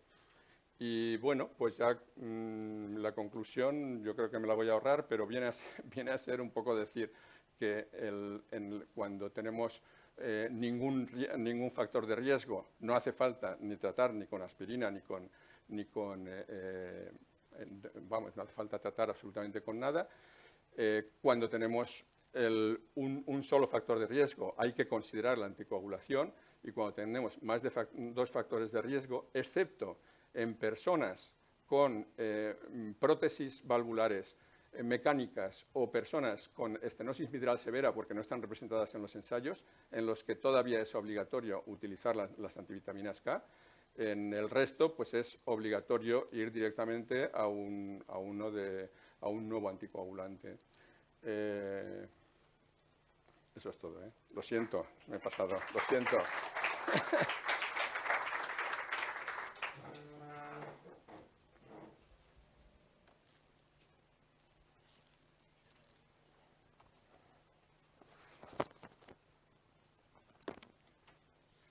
Bueno, y a continuación, la doctora Dalina Dibois nos va a hablar ya de datos reales en nuestro medio.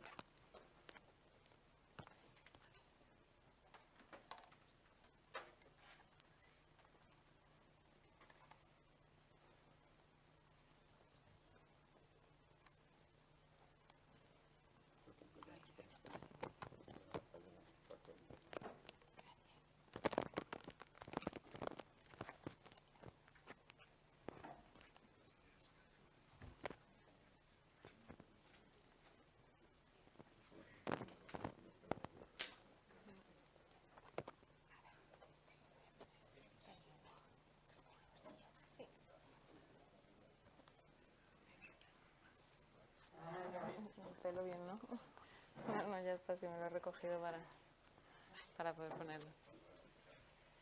Ay. A ver ahora.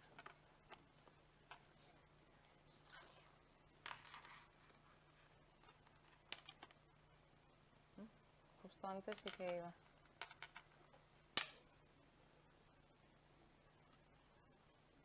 Vale. Sí. Bueno, en primer lugar agradecer la participación a formar parte de esta mesa y bueno, pues como yo voy a repasar algunos de los conceptos que ya se han comentado, pero sobre todo voy a incidir en los datos que tenemos en nuestro medio. En primer lugar, ¿de dónde venimos? Pues estos son datos de estudios epidemiológicos que se han ido publicando desde finales de los años 90 hasta el 2010. Y lo que vemos es que la tasa de prevalencia en hombres de fibrilación auricular es superior a las mujeres y que sí que vemos un incremento, perdón, en esta gráfica se ve un incremento cada vez poquito a poco, ¿vale? Va aumentando la tasa de prevalencia de la fibrilación auricular en ambos sexos. Estos datos la mayoría proceden de estudios tanto a nivel europeo como de Norteamérica, con lo cual nuestra realidad debería verse reflejada aquí. Y si bien es cierto que el incremento es leve en la tasa de prevalencia, lo que sí que vemos es un aumento importante de la tasa de incidencia en ambos sexos, tanto en las mujeres como en los hombres. La tasa de incidencia ha aumentado un 30% en los últimos años. Si proyectamos esto a lo que va a pasar en los próximos años, lo que vemos es que de aquí a 20 o 30 años, la prevalencia de fibrilación auricular, el número de individuos con fibrilación auricular, se va a multiplicar. Y todo ello fundamentalmente a expensas de un aumento, ¿vale?, de aquellos pacientes que son mayores de 75 años. Es decir, la población probablemente irá envejeciendo y con ello irá aumentando la prevalencia de la fibrilación auricular. Estos son los datos del registro y como ya se ha comentado, lo que vemos es que conforme aumenta la edad, aumenta la prevalencia de la fibrilación auricular y hay un punto de corte aquí en los 65 años, que se reproduce tanto en los hombres como en las mujeres. A partir de los 65 años se produce un aumento importante de la prevalencia de la fibrilación auricular. Ya se ha comentado a lo largo de la charla que es una entidad que es multifactorial, que está estrechamente ligada a una edad avanzada, pero que también se relaciona con factores como la hipertensión, el síndrome metabólico, enfermedades como la enfermedad renal crónica, enfermedades pulmonares, la cardiopatía isquémica y la insuficiencia cardíaca. ¿Qué pasa? Que con las mejoras en los tratamientos de estas diferentes enfermedades, lo que hemos conseguido es aumentar la supervivencia en este tipo de pacientes, con lo cual se hacen más mayores, todo ello ligado a la edad avanzada, hace que la fibrilación auricular va en aumento. Con todo esto, pues nos quisimos plantear qué es lo que está pasando en nuestro medio. Si nuestra población se corresponde con todos estos datos de registros internacionales. Bien, nosotros pertenecemos al departamento del Hospital Dr. Peset y lo que quisimos fue tener reflejada una realidad de lo que es nuestra población, no sesgando ni seleccionando aquellos pacientes que, por ejemplo, van al cardiólogo o estableciendo un límite de edad. Entonces nos pusimos en contacto con médicos de atención primaria de los diferentes centros de salud que pertenecen al departamento del Peset y les planteamos el proyecto. ¿Por qué es importante saber lo que está pasando en nuestro medio? Porque si bien es cierto que tenemos datos de gran cantidad de pacientes a nivel internacional, que nos encontramos que a veces cuando queremos analizar nuestro medio nos encontramos más diferencias de las esperadas. Estos son datos de un estudio de fibrilación auricular que se hizo en Galicia y que ven que en concreto estas barras lo que reflejan es el grado de anticoagulación en pacientes con Sintrom y que vemos que en función de la ciudad, en función del lugar, los valores cambian. De ahí la importancia de saber qué es lo que está pasando en nuestro medio. Pues bien, a través de la colaboración de 20 médicos de diferentes centros de atención primaria, conseguimos incluir entre finales del 2014 y principios del 2015 una población general de 30.000 individuos, ¿vale?, que son los individuos que están asignados a estos diferentes médicos de atención primaria. Pues bien, de ellos seleccionamos a través de la historia clínica electrónica aquellos que tenían diagnóstico de fibrilación auricular y partimos de una muestra inicial de 630 pacientes. Esto nos permite estimar una prevalencia en nuestro medio del 2%, que son los datos que se reflejan en el resto de estudios, con lo cual sí que parece que los datos van casando. De ellos excluimos aplicamos una serie de criterios de exclusión, pero fundamentalmente excluimos a aquellos que presentaban una fibrilación auricular valvular. ¿Qué se entiende por valvular? Los que llevan prótesis valvular mecánica o aquellos que tienen una estenosis mitral al menos moderada o severa. ¿Por qué es importante esto? Porque, como vemos, la gran parte o la mayor parte de los individuos con fibrilación auricular son no valvulares. Nos quedamos con un total de 505 individuos y, bueno, decidimos saber cuáles son las características de nuestra muestra, si realmente se refleja lo que está publicado. Pues bien, de las características basales vemos que la población es añosa, que la edad media está por encima de los 75 años, que es una población con importante comorbilidad, un 80% son hipertensos, un 30% son diabéticos, tienen antecedentes de patología pulmonar, un 15% de los individuos ya ha tenido un evento, ya ha tenido un ictus o una IT, el 30% de los pacientes está diagnosticado de insuficiencia cardíaca y un 20% tienen antecedentes de cardiopatía isquémica. Es decir, todos los factores que estamos nombrando a lo largo de la charla se están reproduciendo en nuestra población. Y si nos comparamos con otros estudios que se han realizado a nivel español, vemos que las características se superponen. Aquí lo vemos en forma de barras y vemos que prácticamente nuestra población, nuestra muestra, es similar a la que se está describiendo a lo largo de otros estudios. Si analizamos la prevalencia de la fibrilación auricular, vemos cómo una vez más se produce un salto de la prevalencia a partir de los 65 años. Incrementa de manera importante y sobre todo conforme va avanzando la edad. De forma que por encima de los 65 años, si establecemos un punto de corte aquí, tenemos que la prevalencia en los mayores de 65 puede alcanzar el 8%. Si analizamos la distribución atendiendo al sexo, vemos que al principio es más frecuente en los hombres, que se corresponde con las gráficas que habíamos dado previamente, pero que conforme va avanzando la edad y nos plantamos en edades más extremas, es más frecuente en mujeres, probablemente porque son más longevas.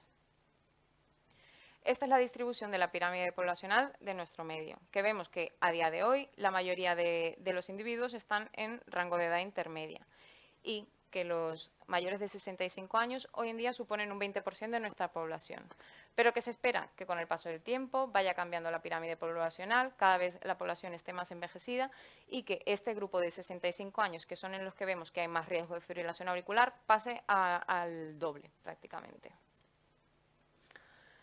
Con respecto a la forma de presentación, para hacerlo sencillo, lo dividimos en dos grandes grupos, la fibrilación auricular paroxística o la permanente. Ya se ha comentado que la paroxística es aquella en la que intentamos mantener el ritmo sinusal y la permanente, incluimos la persistente o la permanente, que lo que pretendíamos era establecer un control de la frecuencia cardíaca. Bien, la forma permanente es la más frecuente y sobre todo la más frecuente también en las personas más mayores. De los fármacos que utilizamos en nuestro medio para controlar e intentar mantener el ritmo sinusal, corresponde a la gráfica de arriba y lo que vemos es que los fármacos más utilizados fueron los antiarrítmicos de clase 3, como la amiodarona, seguidos de, junto con los antiarrítmicos de clase 1, como la flecainida.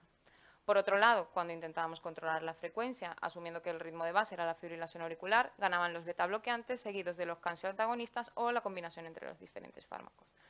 Hemos hablado a lo largo de las diferentes charlas de que las consecuencias fundamentales de la fibrilación auricular son dos.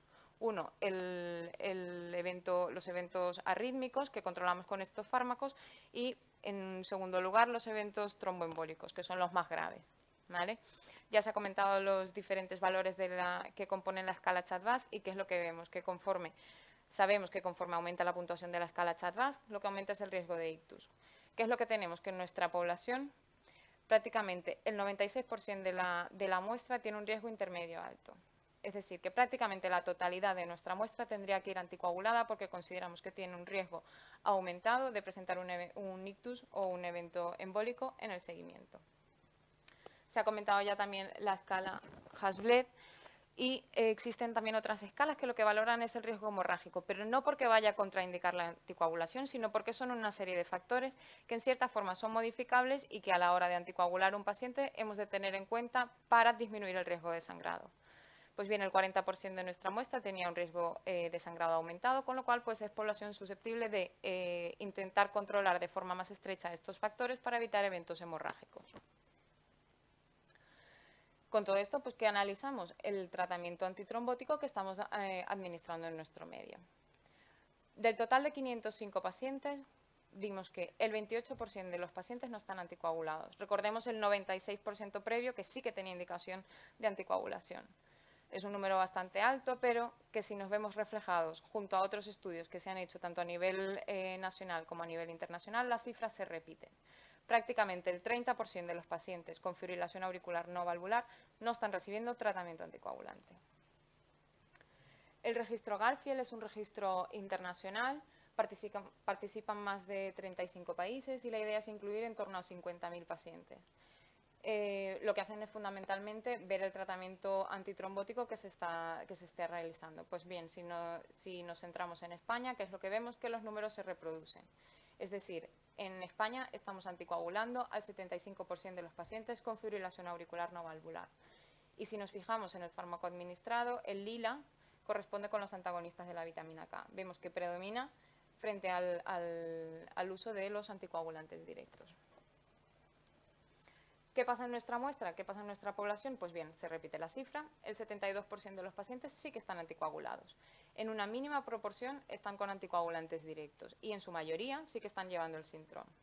¿Qué pasa? Ya se ha comentado que el Sintrom tiene la particularidad de que tiene que estar en un tiempo, tiene que estar en un rango y como mínimo tiene que estar en ese rango para considerar una buena anticoagulación en el 60% de las determinaciones o más del 65% del tiempo.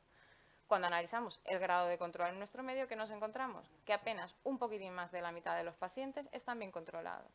Es decir, anticoagulamos a la mayor parte de nuestros pacientes con Sintrom, pero en realidad prácticamente la mitad de estos están mal controlados. Lo mismo, si nos fijamos en cifras que se han publicado a nivel español, los valores se repiten, ¿vale? En torno a la mitad de los pacientes no se consigue un buen grado de anticoagulación con el Sintrom. Y si nos fijamos con datos que se publicaron en el 2007, es decir, hace 10 años, y en diferentes países, vemos que los niveles más o menos son similares. Es decir, que probablemente el Sintrom es un fármaco que por sus interacciones, por las interacciones con medicamentos, con alimentos, tiene un techo de rango terapéutico que está prácticamente en la mitad. Es decir, que hemos de tener en cuenta que la mitad de los pacientes probablemente no estarán bien controlados. Dividimos a la población en aquellos que tienen criterio de anticoagulación porque tienen una puntuación en el chat-VAX igual a superior a 1. Es esta cifra, el 96% de nuestros pacientes. ¿Qué hacemos en ellos? Analizamos la adecuación al tratamiento que recomendaban las guías. ¿Y qué es lo que vemos? Que sí que fue aceptado, que sí que era correcto en el 40% de ellos, porque aquí incluíamos a aquellos que estaban con antagonistas de la vitamina K y que sí que estaban bien controlados, y a los que llevaban anticoagulantes directos y asumíamos una buena cumplimentación. ¿Qué pasa? Que en el 57% de los pacientes no estamos haciendo un tratamiento antitrombótico correcto. Una gran parte porque están anticoagulados con Sintrom, no están bien controlados. Una importante proporción de estos pacientes porque deberían estar llevando tratamiento anticoagulante y no lo llevan, y en una menor parte, pero que no es despreciable, son aquellos pacientes en los que junto con la anticoagulación estamos administrando fundamentalmente o aspirina o clopidogrel, y son en general la mayor parte son pacientes con antecedentes de cardiopatía isquémica, pero que ya no existe indicación de mantener la antiagregación. ¿Qué pasa con los pacientes que tienen bajo riesgo de eventos tromboembólicos en el seguimiento? El tratamiento fue correcto en algo más de la mitad de ellos, pero existe también un grupo en los que no estamos haciendo el manejo correcto. Bien porque les estamos o administrando anticoagulantes o antiagregantes, sometiéndolos a un riesgo de hemorragia sin aportarles en realidad ningún beneficio. ¿Qué hace? Que el tratamiento en nuestra población, en nuestra muestra, sea inadecuado en el 58% de los casos. De los factores que se relacionan con este manejo inadecuado, que tenemos la edad avanzada, porque en los pacientes más añosos era más difícil conseguir un buen control del INR, la presencia de cardiopatía isquémica, porque se les solía asociar o se les solía prolongar la antiagregación sin que ya estuviese indicado, o la forma de presentación paroxística, porque eran pacientes que estaban menos anticoagulados, aunque si bien las guías no diferencian la forma de presentación en cuanto a la indicación de llevar un anticoagulante. ¿Qué hicimos? Comunicamos este análisis inicial a todos los médicos, tanto de atención primaria como hospitalaria, que habían participado en el registro, y realizamos un corte a los 12 meses para ver si se había producido algún cambio a lo largo de todo este tiempo. ¿Qué tenemos? Que sí que habíamos mejorado el tratamiento antitrombótico en general de nuestros pacientes, que lo habíamos hecho de forma significativa, pero que seguía siendo elevado. Que habíamos conseguido anticoagular a un poco más de los pacientes, habíamos conseguido o mejorar el control o cambiar anticoagulantes directos en aquellos que estaban mal controlados, y por otro lado suspender la antiagregación o la anticoagulación en aquellos en los que no estaba indicada. que llama la atención que a pesar de que sí que se ha producido una mejora, en la mitad de nuestros pacientes no estamos haciendo un tratamiento antitrombótico correcto. Así pues, a modo de conclusión, es decir que la fibrilación auricular es un problema de salud importante, que vemos que va en aumento y que eso conlleva una importante morbimortalidad asociada. Que el ictus es de las consecuencias más graves y que es prevenible, que tenemos tratamientos que hacen que disminuya el riesgo de presentar ictus y que en el 25% de los pacientes en los que está indicado no se está administrando, que el Sintrom sigue siendo el fármaco que más utilizamos para anticoagular a nuestros pacientes, pero que la mitad de ellos no están bien controlados, con lo cual nos queda mucho margen de mejora en el tratamiento antitrombótico global. Tenemos la opción de los anticoagulantes directos, sobre todo para aquellos pacientes en los que no se está consiguiendo un buen control del INR. Hay que iniciar la anticoagulación en aquellos pacientes en los que está indicado y no están recibiendo ningún tratamiento. Y hay que prestar especial atención a aquellos pacientes con antecedentes de cardiopatía isquémica porque es una población en riesgo de que tengan un antiagregante asociado sin que en realidad exista indicación para ello. Y esto es todo.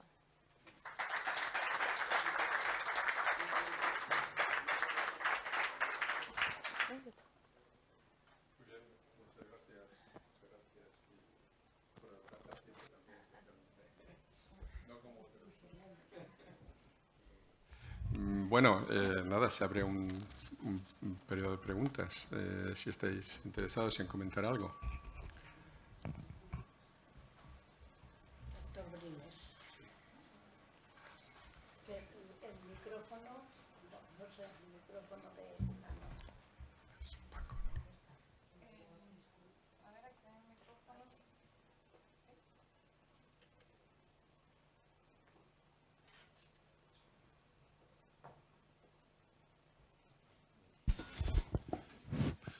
Que quede claro que soy yo un auténtico ignorante del tema, pero me ha llamado la atención en lo que habéis comentado dos hechos que a mi juicio y con toda modestia me gustaría resaltar.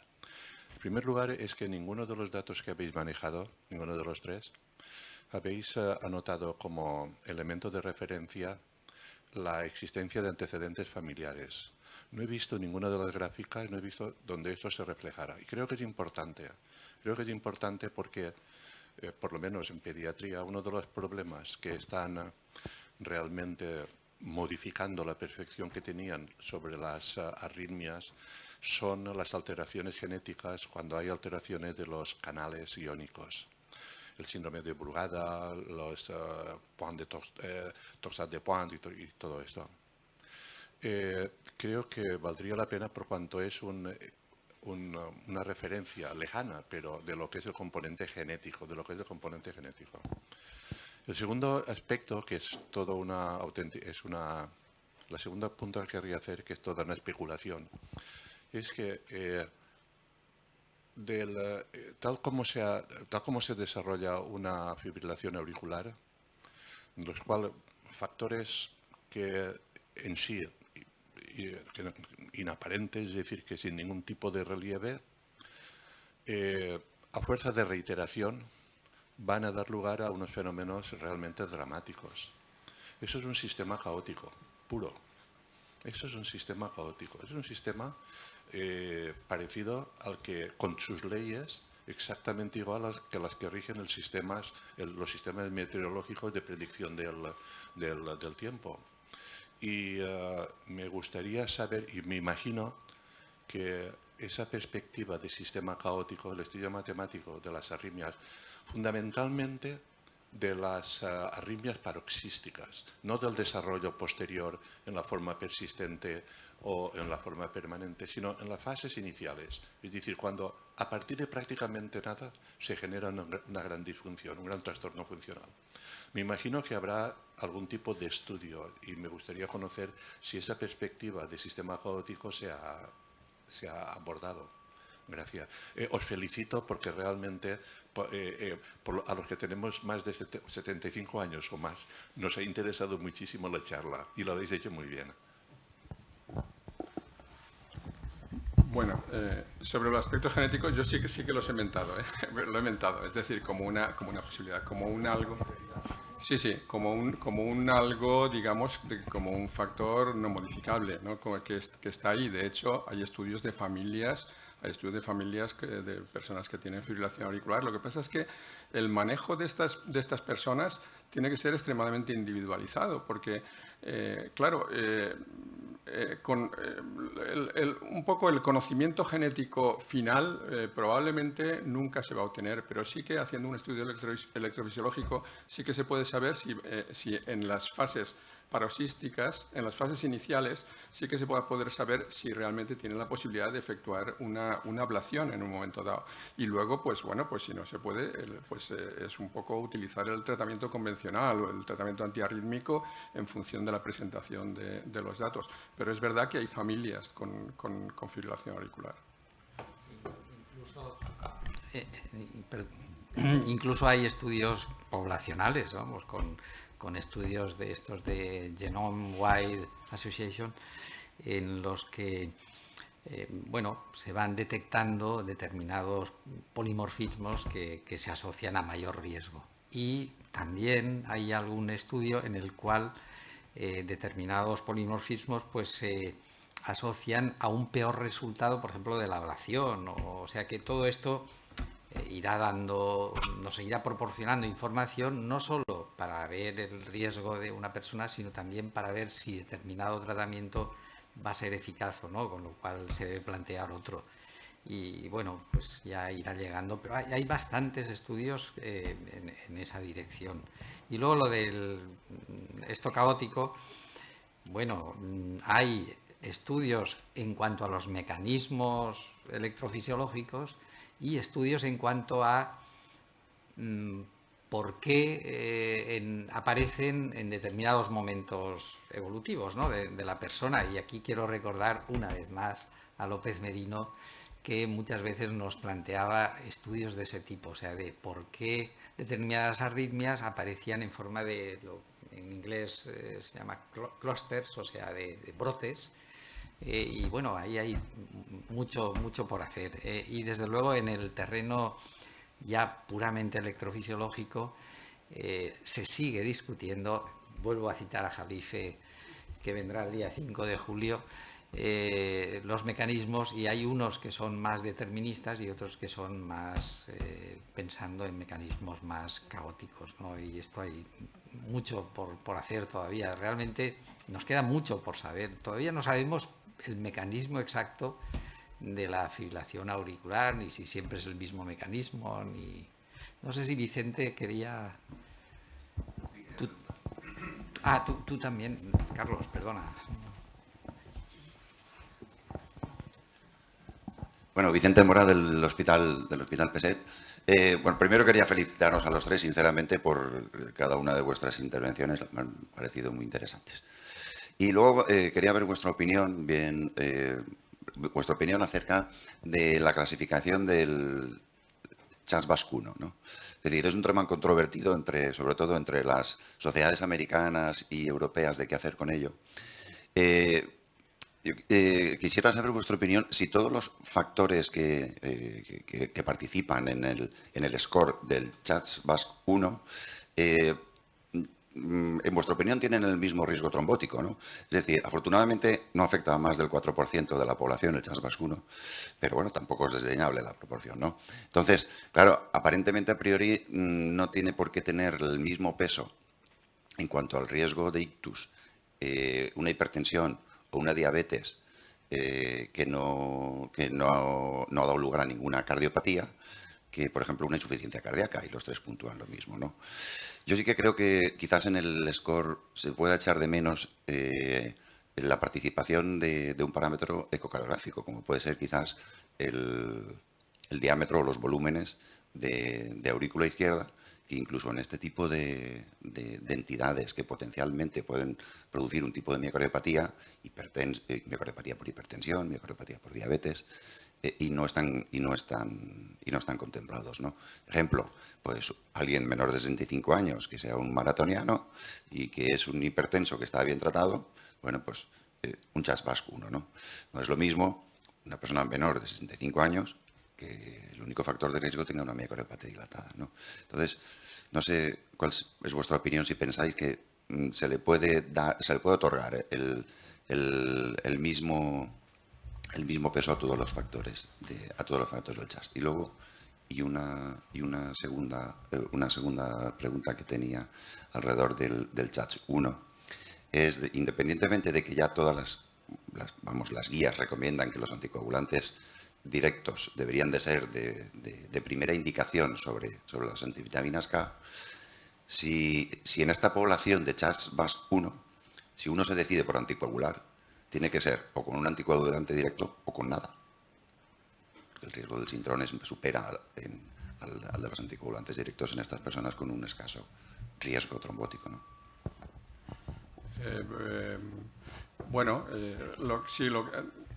Yendo un poquito a lo último, lo que vienes a decir es que los CHAS-1 no están apenas representados en los ensayos de eficacia. Pero, vamos a ver, de alguna forma no se ha estimado que realmente no sea, es simplemente que están poco representados, punto. Nadie sabe si realmente el síndrome es más eficaz en estas situaciones, nadie lo sabe. Eso, y entonces, bueno, de alguna forma se ha llegado en las guías a hacer ver que también aquí pues, sería la indicación primordial. Es decir, no parece que haya una razón de peso especial para decir, no, es que el síndrome seguramente ahí es mejor, nadie lo sabe, ¿no? Luego, en lo que respecta a las escalas de riesgo, el problema de las escalas de riesgo siempre es el mismo, y es que son simplificantes, son simplificadoras, inevitablemente, porque es obligado simplificar bastante con la finalidad de que desde el punto de vista clínico se actúe con una cierta racionalidad y, bueno, de todos modos, aún así han simplificado mucho menos que hace 4 o 5 años, que estaba el CHAS, en los que todavía simplificaba menos, ¿no? Bueno, de alguna forma la gente sí que va entrando en esta nueva escala y, desde luego, estoy de acuerdo en que es difícil que el peso de la insuficiencia cardíaca, de la disfunción ventricular izquierda, sea el mismo que el de el mismo que el de la hipertensión, probablemente sí, probablemente que el de la hipertensión sí, pero que algún otro tipo, como la diabetes, pues no lo sé. Es decir, de alguna forma, de todos modos, este peso que se ha dado sistemáticamente a las escalas es bastante validado. Es decir, se han hecho estudios previos indicando que más o menos ese valor de 1 es relativamente aproximado. Ya te digo, habrá pequeñas modificaciones, pero es que es relativamente aproximado. Y luego has comentado algo relacionado con el peso del CHAS-VAS. El peso de cada una, sí. Es probable, pero no es cuestión de considerarlo, es cuestión de que se han hecho estudios muy rigurosos y de alguna forma da la impresión de que el peso puede ser aproximado el de 1 para cada uno de estos y el de 2 para el stroke. Probablemente el ictus previo tiene más peso que 2, incluso, ¿eh? O sea, realmente es un factor de riesgo realmente importante, ¿no? Sí, yo un poquito en la misma línea tanto del profesor Brines como del compañero. 2 factores de trombofilia en la fibrilación auricular no se han visto reflejados en ningún sitio de todas estas escalas de riesgo. Yo creo que son unos pacientes, como tú has hecho un excelente estudio poblacional, es un grupo muy importante de riesgo trombótico, no solamente venoso, sino también de factor en la fibrilación auricular, y no se ve reflejado en ningún punto. Eso es una pregunta. No sé si me la queréis contestar. La segunda pregunta es de orden práctico. Fibrilación auricular inicial. Se plantea, como habéis dicho, el tratamiento de la cardioversión. ¿Siempre la cardioversión tiene que ser tras un eco o tras un eco transesofágico? Pregunta. En las primeras 48 horas se puede hacer la cardioversión sin más, ¿eh? Si el paciente llega en las primeras 48 horas de un primer episodio, se puede hacer la cardioversión sin más. Y el eco transesofágico no es imprescindible si lo que haces es diferirlo durante 3 semanas el tratamiento. O sea, dar un tratamiento anticoagulante y diferir en 3 semanas al menos el choque eléctrico. Si lo quieres hacer inmediato, no tienes más remedio que tener una prueba de que no tienes un sustrato trombótico, sí, como es la presencia de los trombos intraauriculares. Porque tú partes del principio que el trombo lo produce la fibrilación auricular. No se sabe si a lo mejor el trombo puede estar previamente. Entonces puedes hacer una cardioversión y provocar una embolia periférica. Porque aquí se ha hablado solamente de ictus, pero hay embolias también periféricas. Pero bueno, yo creo que primero también tenía que felicitar, ha sido excelente. Largo, pero excelente. Gracias, largo, pero gracias, excelente. Gracias. Y yo quisiera tu respuesta. No, con respecto a nuestro trabajo en concreto, el tema de la trombofilia, es cierto que no lo hemos estudiado. Y con respecto a lo de la cardioversión, sí que se asume que durante las primeras 48 horas, efectivamente, el trombo asumimos que, además, en el 90% de los casos está en la orejuela izquierda, que mientras el paciente esté en ritmo sinusal, la orejuela se está contrayendo y asumimos que tiene una velocidad suficiente de eyección para que se esté moviendo la sangre y no se forme el trombo. De ahí el tema de las 48 horas. Lo que pasa es que en la realidad, muchas veces, cuando te lo encuentras, el que se las ha notado, sí.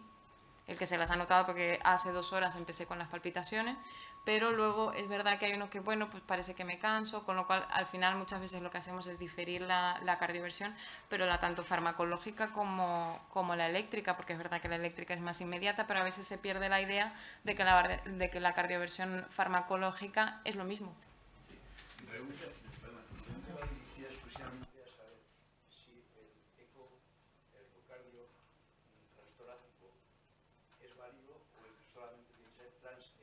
No, es que con el ecocardiograma transtorácico no podemos ver trombos en la orejuela izquierda. Para ver el trombo en la orejuela hay que hacer un ecocardiograma transesofágico. No se puede hacer en todos los pueblos y en todos los ambulatorios, sino que tiene que ser en términos... Hay que tener disponibilidad.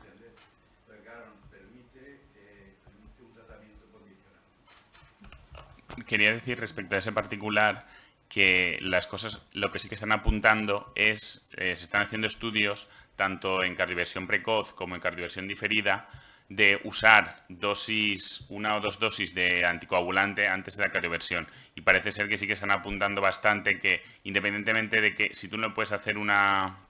A ver, en principio no deberías de hacerlo, pero se está empezando a estudiar pacientes en los cuales tienes que hacer una cardioversión porque hay inestabilidad hemodinámica, y en ese momento pues no puedes realizar un eco transesofágico por lo que sea, bien porque no está disponible en el centro, porque no hay profesionales, administrar varias dosis o una dosis única de un nuevo anticoagulante, y con esto se está empezando a ver que se reduce ya directamente el número de trombos, y creo que por ahí van a ir los tiros, en el sentido de que incluso puede que acabemos con una estrategia combinada en la cual tengamos descartado trombo, pero se acabe utilizando también una o dos dosis de nuevo anticoagulante de cara a prevenir la aparición de trombo que puedas no haber detectado o que pueda estar en otra localización. Parece que por ahí van a ir las cosas.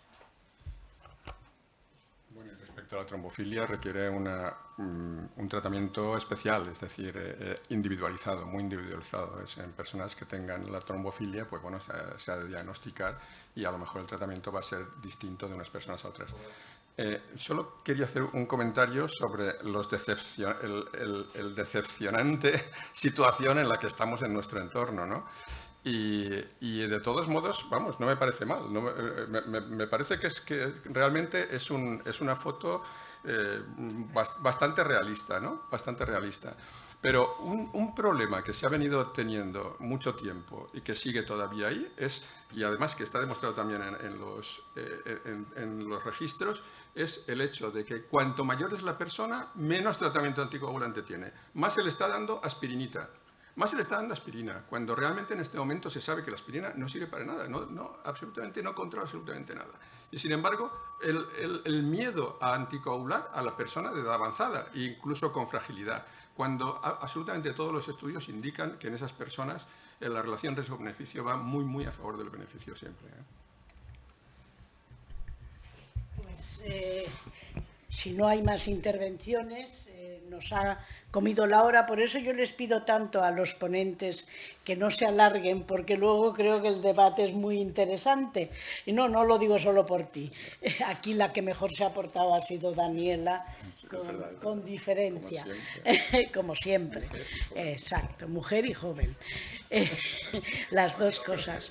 Bien, yo solo quería felicitaros a los tres, porque creo que ha sido una mesa muy interesante, que lo habéis hecho muy bien. A mí, aparte de todo lo que voy aprendiendo sobre temas que yo creo que no es que los tenía olvidados, es que nunca me los explicaron así, a pesar de tener de profesora a Vicente López Merino, pero que me hubiera gustado seguir teniéndolo en este momento aquí con todos nosotros.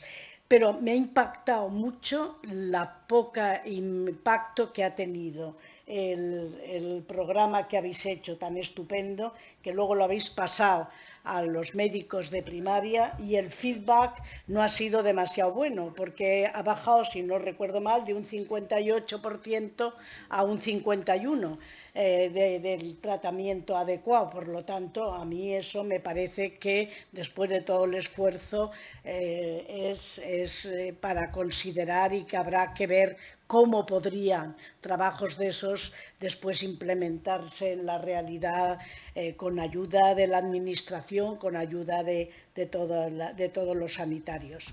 Bien, pues nada más. Yo solamente quería, además de haber dado las gracias a la asistencia, y recordar que, lo ha dicho ya el doctor Javier Chorro 2 veces, el día 5 de julio ingresa como académico honorífico el doctor Joseph Jalife, de la Universidad de Michigan, al que yo ya he oído una conferencia sobre fibrilación espectacular, que además la dio en la Politécnica, con lo cual estaba también muy en parte dirigida a alumnos de biotecnología.